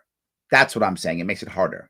So you have to make choices. But, if you look at individuals, it's harder to make a choice when you haven't seen it. And I'll go back to something I said earlier, Richard. I don't know you well at all. I don't know, what your background is. But I would bet if you're watching this show, probably someone in your life went to work, right? Probably your parents, or at least one parent, probably. If not them, an uncle or an aunt, or maybe all of them, or your grandparents, someone. But again, imagine if you never saw anybody get up and go to work. In some place in Rochester, New York, I mean, the graduation rate for black boys from high school is like less than 20%. Imagine if in your world, you never saw anybody graduate high school. You never saw anybody go to college. Never, nobody. Think about how you'd be a different person. I'm not saying you wouldn't do it. I'm looking at myself, right? I wanted to go to college, but no one in my family went to college. It was a big deal for me. They didn't want to go to college. I joined the Marine Corps. I joined the Marines. How I got out. Joined the Marines. So, yes. Catherine says it's because of what they're taught in school and the way they're conditioned to think. Also true. It all starts in elementary. Parents need to raise their kids better, period. Also true. Yes, absolutely. What happens, though, when you have a system that puts a third of black males in prison and another system, war on poverty, with government writing checks, in trying to encouraging people to not live together. So what happens when you have that? Now you got one parent who doesn't work. Harder. Not impossible, but harder. And we're talking about how people deal with this. So, yes. So, all right. That Harvard study was absolute BS. I challenge anyone to look at a pile of resumes and find identical resumes, schools, grade experience, honor skills, references. Yeah, I blew off the resume thing. Implicit bias doesn't mean racism. It doesn't. It means we have biases. That's true. It doesn't mean racism. We could see, and I feel it too, right? I could look at someone's school and then make a decision. Oh, you went to that school, and my implicit bias would assume things. So implicit bias does not mean it does not mean that you're racist. It just means you have biases. We all do. So they could be racist in theory. They could be, but it doesn't mean that they are. So, yes. All right. Because by policy, they are forcing interaction between black civilians and cops. Yes. Yes. If you put 100,000 cops into black communities and tell them, I need results on this war on drugs, they're going to get results. Yes. You're literally forcing interaction. And how were many of those cops judged? If any of you remember those years, my father was a cop years ago. I mean, back in the 70s. But how are most cops judged? By number of arrests. That's how they're judged. That's not a good arrest. Why didn't you have an arrest? I mean, better arrest. And if you got any arrests? No arrests. What's going on? Judged by arrest. I don't know if that's still true. That may or not be true now. I don't know. But during the war on drugs, yeah, it was. I want big busts so I could show it on TV. Remember, they were trying to validate the crime bill. Of course it's going to happen. And then again, 2 years later, there's no more money. So now I got to go in and I got to get money so I can pay for my own job. I have to hunt for my own job. Yeah, you are literally forcing interactions between black civilians and cops. You're going to have more black people getting arrested. That's systemic. Absolutely. So, honestly, if I were the son of a Hollywood executive, I would not come down so hard on kids, white and black, who come from underprivileged background. Easy to judge when you're born with an advantage and above part of a two-party system that's doing nothing but making federal government grow one bad order / law at a time. It's true. Kelly says, Kamala likes her black men locked up forever. She does. She is all about that. 100%. Yes. Larry Sharpe, we have a cop problem in this country, not racism, but then we can always count on the racism agenda from people like you. Joseph, stop that shit. That's not what I said at all. I said exactly the opposite. You are mad because you like Ben Shapiro. You didn't like what I was saying about him. You are now being the one who's being emotional. Stop. It's not what I said. I said exactly the opposite. I said we're putting cops into positions to where they have to act that way. If I remember my words, I'm pretty sure I literally said, I don't think cops at all are saying, can't wait to get a black guy today. Not at all. They're not saying that.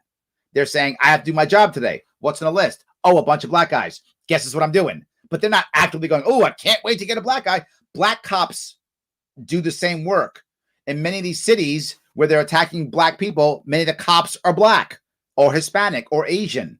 So it is, I never said it was a racism thing. I said it was a systemic thing. So this, you're just mad. And it's fine. You can be mad. But I hope you look at this and we're here long enough to hear me respond to this. You're just being, you're the one being emotional now, not me. I had to go in a bit, but wanted to stop by and say thank you so much for doing this video. Been looking forward to this one, and we'll watch the whole thing. Like, thank you. I appreciate that. Yes. Penn's a statist. Republicans, Democrats are statists, right? Aren't they? So yes, absolutely. Yes. So, Larry, come on. America has a black friend. It's true. We do. Absolutely. Yes, absolutely. Absolutely. I'm hearing things. What did I hear? If I made an error, Nkit, you're unhappy, and so's Joseph. What did I say that I heard wrong? Please tell me. If you've been watching me at all, just tell me. I'm happy to bring it up and defend it. If I think you're wrong, I'll tell you I think you're wrong. If I think you're right, I'll change my mind. I've done it before. This is why I do this. This is why I do this. Yes. Don't worry. Cops will be kicking in white gun on his door soon enough. That's a worry I have, David. I hope you're wrong. I'm not saying you're wrong. I'm saying I hope you're wrong. Yes, absolutely. 100%. All right. The only way to deal with racism is to stop giving it a voice. Ooh, okay. Let me hear this. Unify it with all discrimination and tackle the root of the problem itself. Accountability and cops overstepping your rights to revenue the public for profit. I see. Okay. Those are your rights to get revenue. Okay, I got you. It's not that it doesn't need a voice, but it continuously drawing attention to it by name. You give it power and keep it relevant. And I think you're right. And this is why this is good. I like this. Griffin Noir. Thank you. I think you're right, which is why you often hear me when I talk about people who say things that others will say, well, that's racist. I don't use that word. I don't want to increase racism. That's not my goal. So what do I say? Well, that was kind of insensitive. Some people use the word discriminatory, which is better than racist, but not by much. But it's better at least. At least if you say discriminatory, the person probably won't get insulted. They might get a little bit angry and say, why that?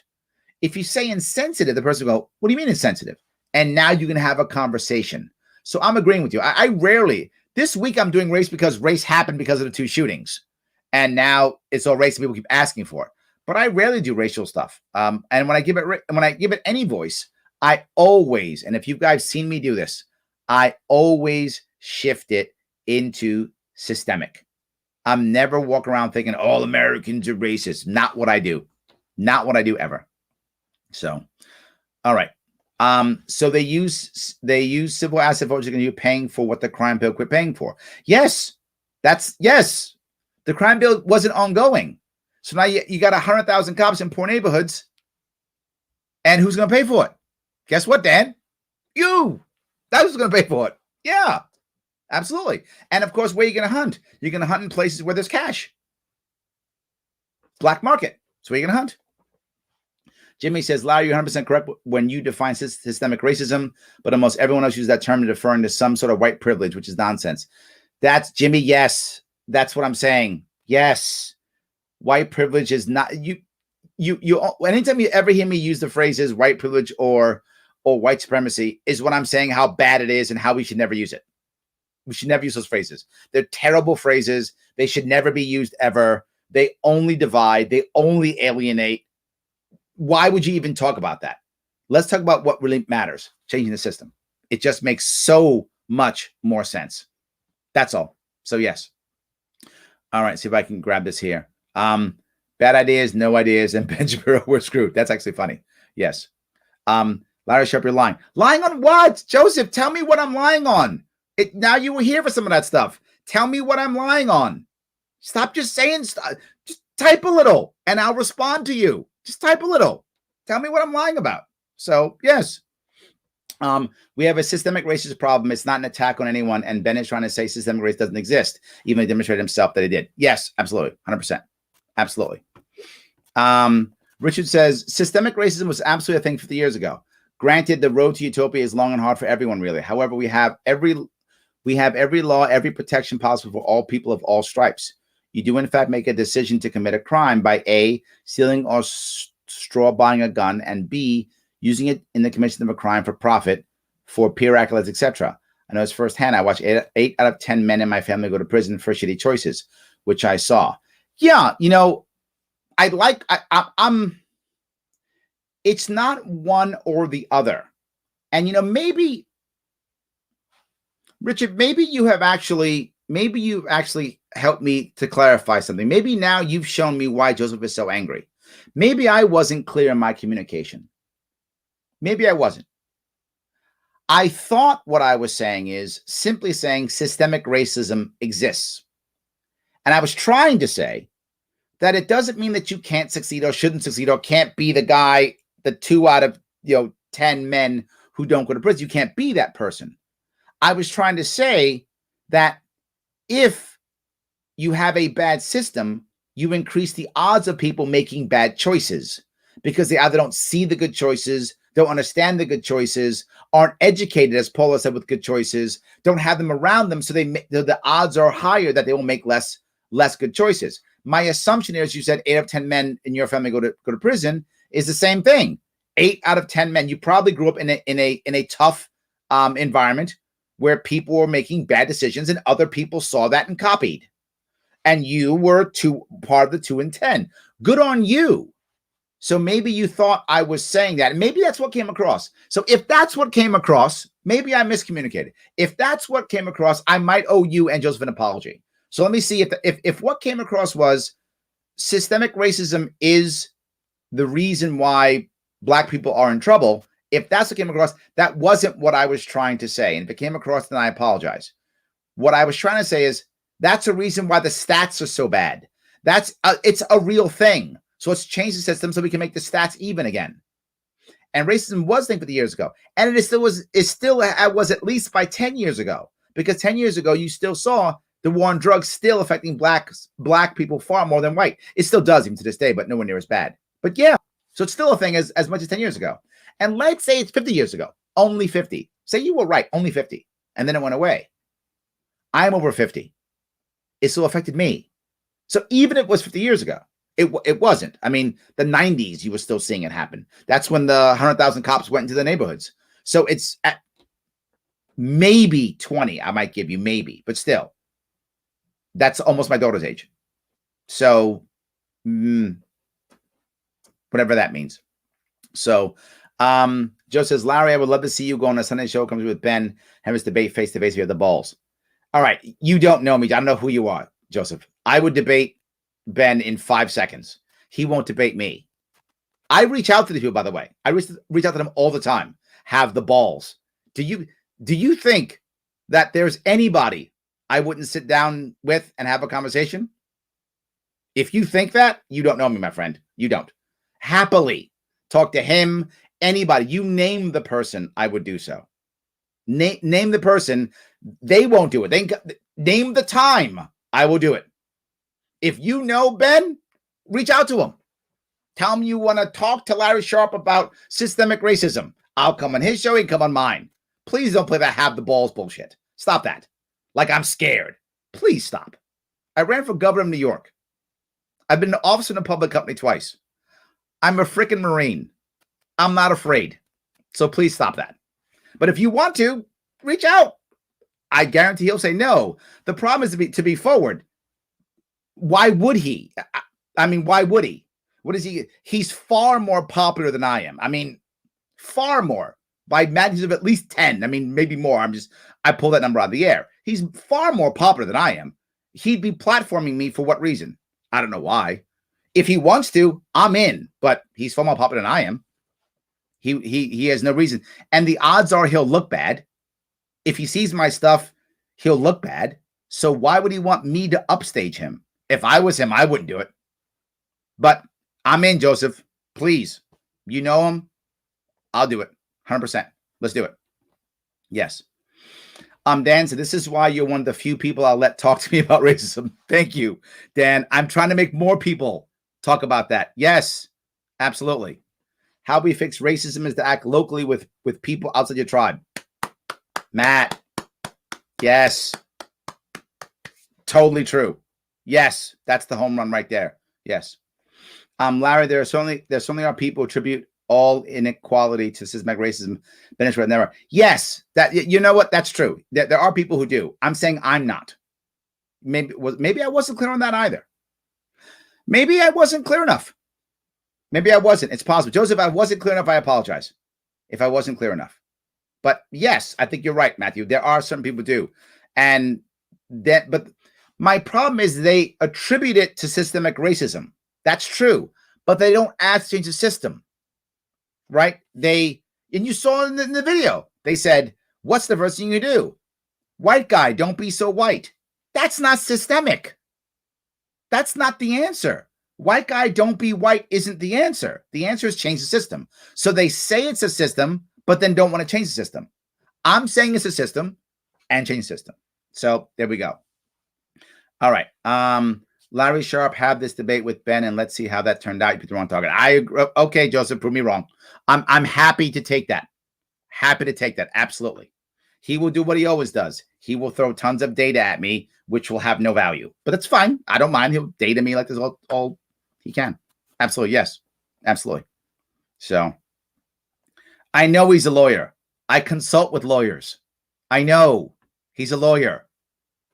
Lawyers are my clients. I teach them, I train them, I coach them.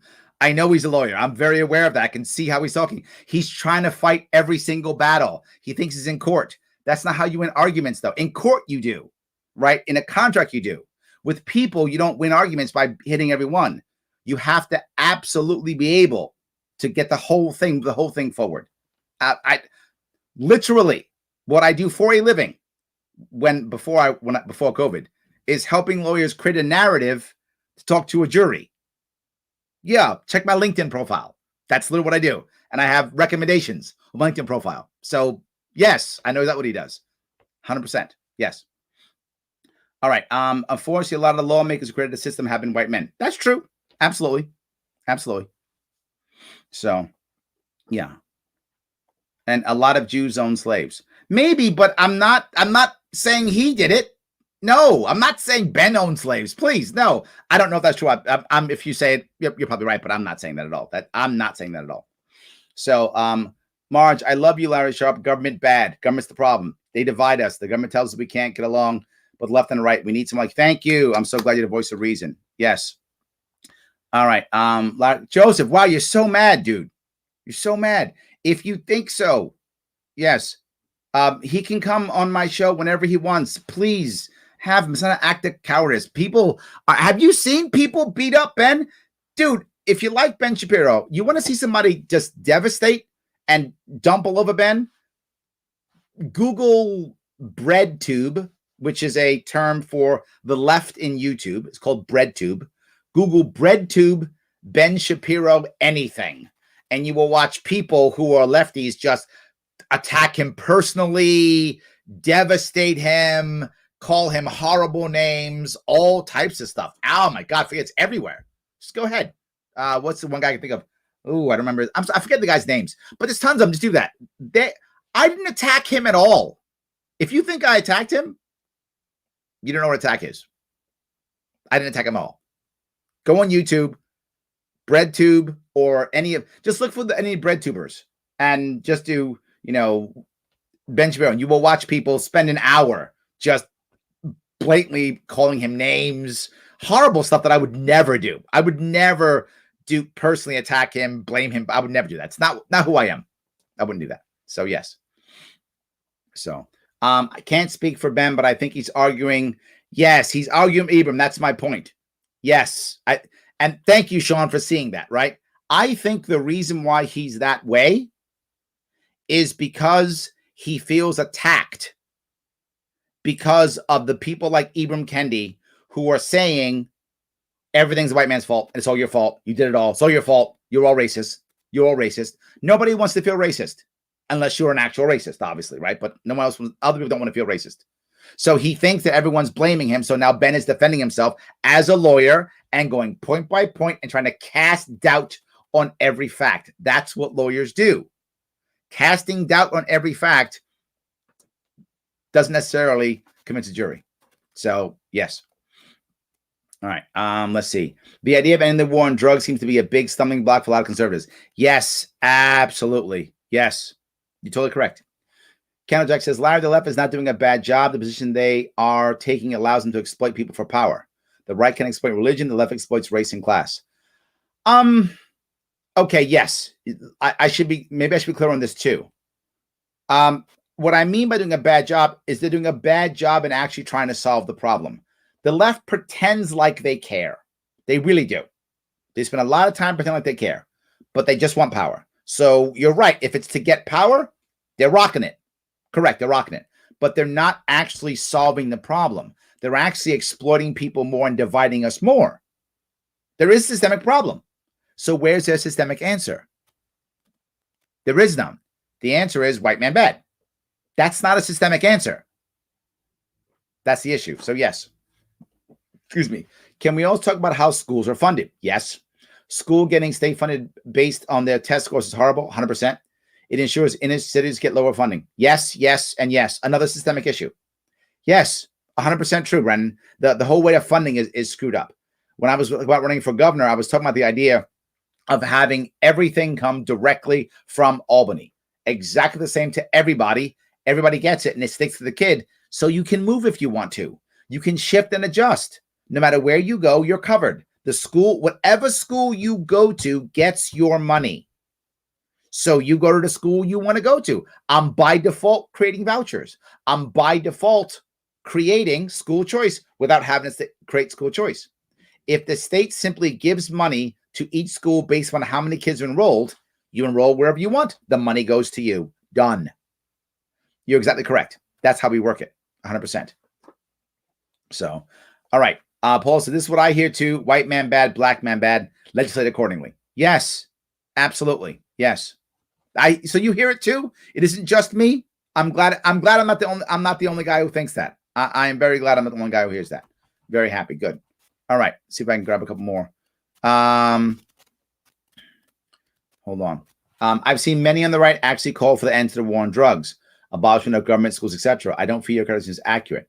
You've heard men on the right call for end the war on drugs? Matthew, I haven't. Maybe I've missed something, right? Maybe I've missed something. It's very rare to find someone on the right who's asking for the end of the war on drugs. Government schools, yes. The right is way better on schools. That's for sure. The right's better. The right's talking about school choice. So when it comes to schooling, I think you're right, Matthew. The right's way better when it comes to schooling. War on drugs, the right is terrible in a war on drugs. The left isn't good either, but the left is better, less bad. The left is less bad on the war on drugs. Still bad, just less bad. And Republicans are much better when it comes to government schools. I agree with that. I don't know that. So maybe I'm missing something. So, yes, moving on up. Yes, absolutely. All right. Let's see if I can do that here. You don't think there would be music and cannabis icons with a war on drugs? I think there would be, but it will be different, right? I think if there wasn't a war on drugs, you don't have the specific violent gangster rap. Would you have, partying rap? Sure. Would you have, business rap? Yes. If you look at what gangster rap was, or how it began, or even how it is now, maybe even if you can call it gangster rap now, it's more about, I got the money, I'm the cool guy. That's really what it's about. So I think you would still have that kind of rap, but it wouldn't be the violent aspect. It'd be the, I'm the cool guy, I have all the money, that type of thing, right? Look at me, how great I am. There'd be a lot of that rap, but I don't think there'd be the violent aspect of it. I don't think so. So, no meant that most people earn what they inherit. Yes, that too. Whether through working at the family business or low pay for years, deal with ungrateful, controlling family parents. That's true also. Believe me, it's earned. My mother asked me to come home and help, so I gave up my career in return. I know a lot of people who've done that, Brian, and it's a very interesting point.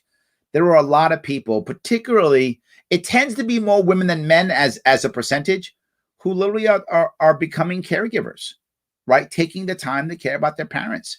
And I think it's an amazing thing. It allows people who are older to bond very well with their children or loved ones. They aren't always children, obviously, but often children, to bond with their loved ones, and to have a peaceful ending with loved ones. And so they give you your inheritance.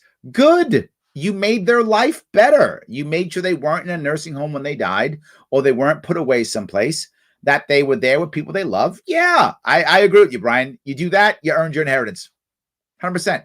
And the worst part is, when you're a caregiver, and you were a caregiver, so you know this, caregivers very often martyr themselves in many ways. It's a thing, right? Caregivers very often, as they're caring for the others so much, they very often wind up hurting themselves through neglect. That is actually a common issue. And you may have gone through that. I don't know if you have, but it is a common thing that people go through. So yeah, I'm with you 100%. I am with you. Yes. All right. By all means, but please don't. You know what? I agree. Please donate to me. Thank you so much for bringing that up. I appreciate it. You can donate 2 ways, actually 3 ways. The first way is throw some cash my way. If you like what I'm doing, if you think I'm doing the right thing, if you want to see me debate Ben Shapiro, Joseph, you do that. Head over to patreon.com/Sharpe Way. Throw me $10, $25 a month. If you got those Biden bucks, throw me even more. If you don't have the cash, no worries. You know what I'm going to ask you to do? Click that link, the Censorship and Free Speech Survey. Take that survey. They are my sponsor, theadvocates.org. Take that survey and share it on either Twitter or Facebook. Let people know that you're taking it, so they take it too. This makes my sponsors happy, and it's free. It takes about 5 minutes or so to finish it. Finish it up. 5 minutes. They're happy. I'm happy. Life is good. And of course, the simplest thing, like, comment, and share. Comment if you're mad. Joseph's mad. Comment anyway. I don't care. Comment anyway if you're mad. All good. Commenting helps. Liking helps. Sharing helps. Please do all those things. I appreciate it. Thank you, Vicky, for letting me do that. I appreciate that. Absolutely. So, as right, double entendre intended. I like that. As Ben is, your challenges to his claims are fair, sided, and further thought-provoking. Thank you, Judith. I actually wasn't necessarily saying that he was wrong in what he was saying. My point was, he wasn't touching the actual argument that he was trying to make. He was trying to say, see, I'm not racist, but I was never saying he was racist. See, these individual people aren't racist. I was never saying they were racist. So he was making an argument that I wasn't making. I was saying there's systemic issues. He was saying there wasn't, when there actually are.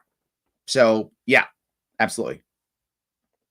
Larry Sharpe, remember, if you say you aren't racist, you are just in denial. Yes, you're right. Well done, Brandon. So if I say I'm racist, that makes me racist by default. That's right. Yeah. Yep. So Ibram would say that. So I don't know. What do I say? I'm rarely racist. Is that what happens? Is that how I win? I don't know how I win that game. How do you win the game when everybody's guilty? I'm not sure. You got to figure that out. So yes, that's good. Ben wasn't arguing whether or not the system is real, but challenging the notion that it's necessarily racist. Okay, you kind of cleared it up if you're arguing across the board against the system. I am. That's exactly what I'm doing. I am arguing against the system. That's correct. That's what I'm doing. The system is bad. Change it. Right. That's what I'm arguing. Yes. Thank you, Doug, for. All right. So someone got what I was saying. Maybe I didn't do a good job of communicating. I thought I did, but I guess good enough. for you to get it. So I appreciate that. Yes, absolutely. So all good. All right. See if I can grab that last piece here. But why not join the Republican Party? A third party would never win. It sharpens the divide. In New York State, the Republican Party can't win in a statewide election. Locally, Republicans can win and do win often in New York State. But statewide, there's just no way that a Republican can win. The only way that someone could win would be a third party, because the third party is the only party where both left and right will vote for that person. That's it. Yes. Russell, how would you better suggest categorize people for data gathering purposes? It's a good question, right? There are other things. I think psychograph is often more important for data gathering. For example, veteran status might be something you would do it. Age group, maybe even. Having children might be something. So there are other ways you could. Depends what you're trying to achieve, really. The problem is we're doing it. The way we're using our data is bad anyway. I think that's it. Avi says, Larry, while I appreciate your opinion, you could argue that many of the policies enacted by Dems in big cities that sound good have failed. That's true. There's no argument. That's obvious. You're right. In fact, Ben blames Democrats. I said, okay, let's blame Democrats. I don't care who starts the war on drugs or who. I don't care. Let's end the war on drugs. Nixon started it. Clinton doubled down. Well, Reagan expanded it, and then Clinton doubled down. That's a Democrat and Republican. So what? Yeah, most of the cities, I mentioned this. I literally said this. Most of the cities, the large cities, a heavy chunk of the police force is black. Often the commissioner is black. Often the mayor is black. Not always, but often. Many of them are Democrats. Not all, but many of them are Democrats. I completely agree. Most cities are run by Democrats. I mean, at least 80% of cities are run by Democrats. Of course they are. Yes. It doesn't mean the system doesn't exist. It doesn't mean the system is good. The system's bad. I don't care that Democrats made it. It doesn't make it good because Democrats made it. It's a bad system, period. Get rid of it. Absolutely. So, in terrible schools, I have no examples of people that escape from the ghetto that are gangsters or a famous person. I would say gangsters or entertainers, right? Either through sports or through music. They're entertainers usually. I think you're right. And that was my earlier point, right? You covet what you know, you covet what you see. If what you see as a youngster is gangsters and entertainers, you think I've got to be a gangster or entertainer. And if I'm not good at one, I'll try the other. It's difficult for you to go down to the road. Other road you see is people who you look up to, like your teacher or your lawyer who got your dad out of trouble. So you become a lawyer or a defense attorney, or you become, a counselor, or you become a teacher. So yes, that also affects people and how they get jobs. Ben's point about the job you take and the degree you get affecting your employment, underemployment is true. That happens. All I'm saying is even that was affected by the system. That's what I'm saying. There needs to be a culture shift to show them that there are ways out that isn't through crime and becoming a star. Yes, I agree. And we should use that. Yes, 100%. Yes. I don't like the attacks on Ben, and I think if you talk to him, you two would agree on a lot. We already do agree. We already do. We already do. Except the one thing. I wasn't fighting his facts. A couple of them were off, right? But I'm just saying this is a system. That's all I'm saying. Jocelyn says you ran a great race for office. Thank you. You're a great man. Thank you for tackling the tough issues. I am trying to just be a place where we can talk. I really, really am. Yes, I have to. Yes, 100%. All right. Lyndon. Oh, Lyndon, you saw in trouble now. I can't get angry over learning. Again, no one here to shadow your worldview, but taxation is theft. Jesus was black and systematic racism's a thing. Look at you. Start in trouble, Lyndon. Stop starting trouble. Stop starting trouble. I like that. Very good. So, yes. Joe says, watching Larry mow through these commenters giving me a laugh. Thank you, Joe. I owe you an email, and I will talk to you hopefully tomorrow if I can. Absolutely. Justin Chick says, great conversation, Mr. Sharpe. I hope you've reached more lives. And the Fed, absolutely. I absolutely 100%. Yes, absolutely. Larry, I'm libertarian, but it's not time to fight with the right. I'm not picking a fight, guys. Just because I disagree doesn't mean it's a fight. Are you guys falling into that? Don't fall into that. Because I disagree doesn't mean all of a sudden I hate Ben Shapiro. Doesn't mean all of a sudden I'm fighting Ben Shapiro. I disagree with him. I picked him on purpose because he's a popular guy. That's why I picked him. I picked Ibram because he's basically the face of anti-racism. And I picked Ben Shapiro because this video got like 4 million views or some crazy amount like that. I forgot how many it got. It got millions of views. That's why I picked this one. Not like I hate Ben Shapiro. I don't even know the guy. If he wants to debate, I'm happy to debate with him. Fine, we'll debate. It'll make me more popular than him. He doesn't need me. I need him far more than he needs me. If he wants to debate me, I'm in. Let's do it. And I'll debate him on this specific thing. Does this exist? It does. But this means I hate him. I'm not picking a fight with him at all. I literally beat up the left twice this week. Did you guys not watch what I did? I beat the left up twice. Here I put a punch in the right. Now some people are mad at me. So yes, I don't hate Ben Shapiro. So Larry, did your more homework on Ben? I think you'd have a different opinion. You guys think I hate Ben Shapiro all of a sudden? I'm just saying I disagree on this. I don't know. Whatever. Dan says some folks need thicker skin. Tonight, Larry critiqued Ben Shapiro. Last night, critiqued liberal source. Yes. Thank you, guys. Absolutely. Yes. Absolutely true. Yes. Oh, Larry, my brother, I'm no way trying to defend Ben Shapiro. He's just okay. You're great. Thank you, my friend. I appreciate that. Yes, absolutely. Dukester says, great info, Larry. Makes me think about this issue even more. And I hope we can. There is no way we can fix this if the second we talk about it, people get angry. We can never change. I'm not mad at any of you. If any of you are mad at me, I get it. I'm not mad. I'm not mad at Ben Shapiro either. None of them. Yes. Larry has some pretty okay opinions too. Kind of why I come in to hear them. I probably wouldn't go listen to a show put on by Chuck Schumer. I don't like his opinions. Yes, and I'm sure I've made you mad too, Matt. I'm sure I have. Absolutely. Yes. Thank you. I hate CNN and MSC, but because I believe you're different. I am way different than them. Have you not seen me critique them, Joseph? Have you not seen me critique them? I am. And when they do good, and once in a while they do, I do give them credit.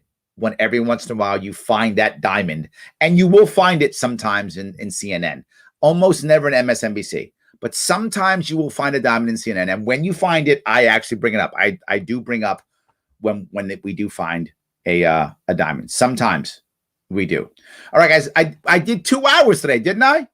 Yes. I did 2 hours, a long time. I'm sorry about that. I gave you too much time. I shouldn't have made this so long. Anyway, guys, thank you so much for all your time, all your energy. As always, please support the show. If you like what I'm doing, if it makes sense to you, please support me on Patreon. Patreon.com/SharpeWay.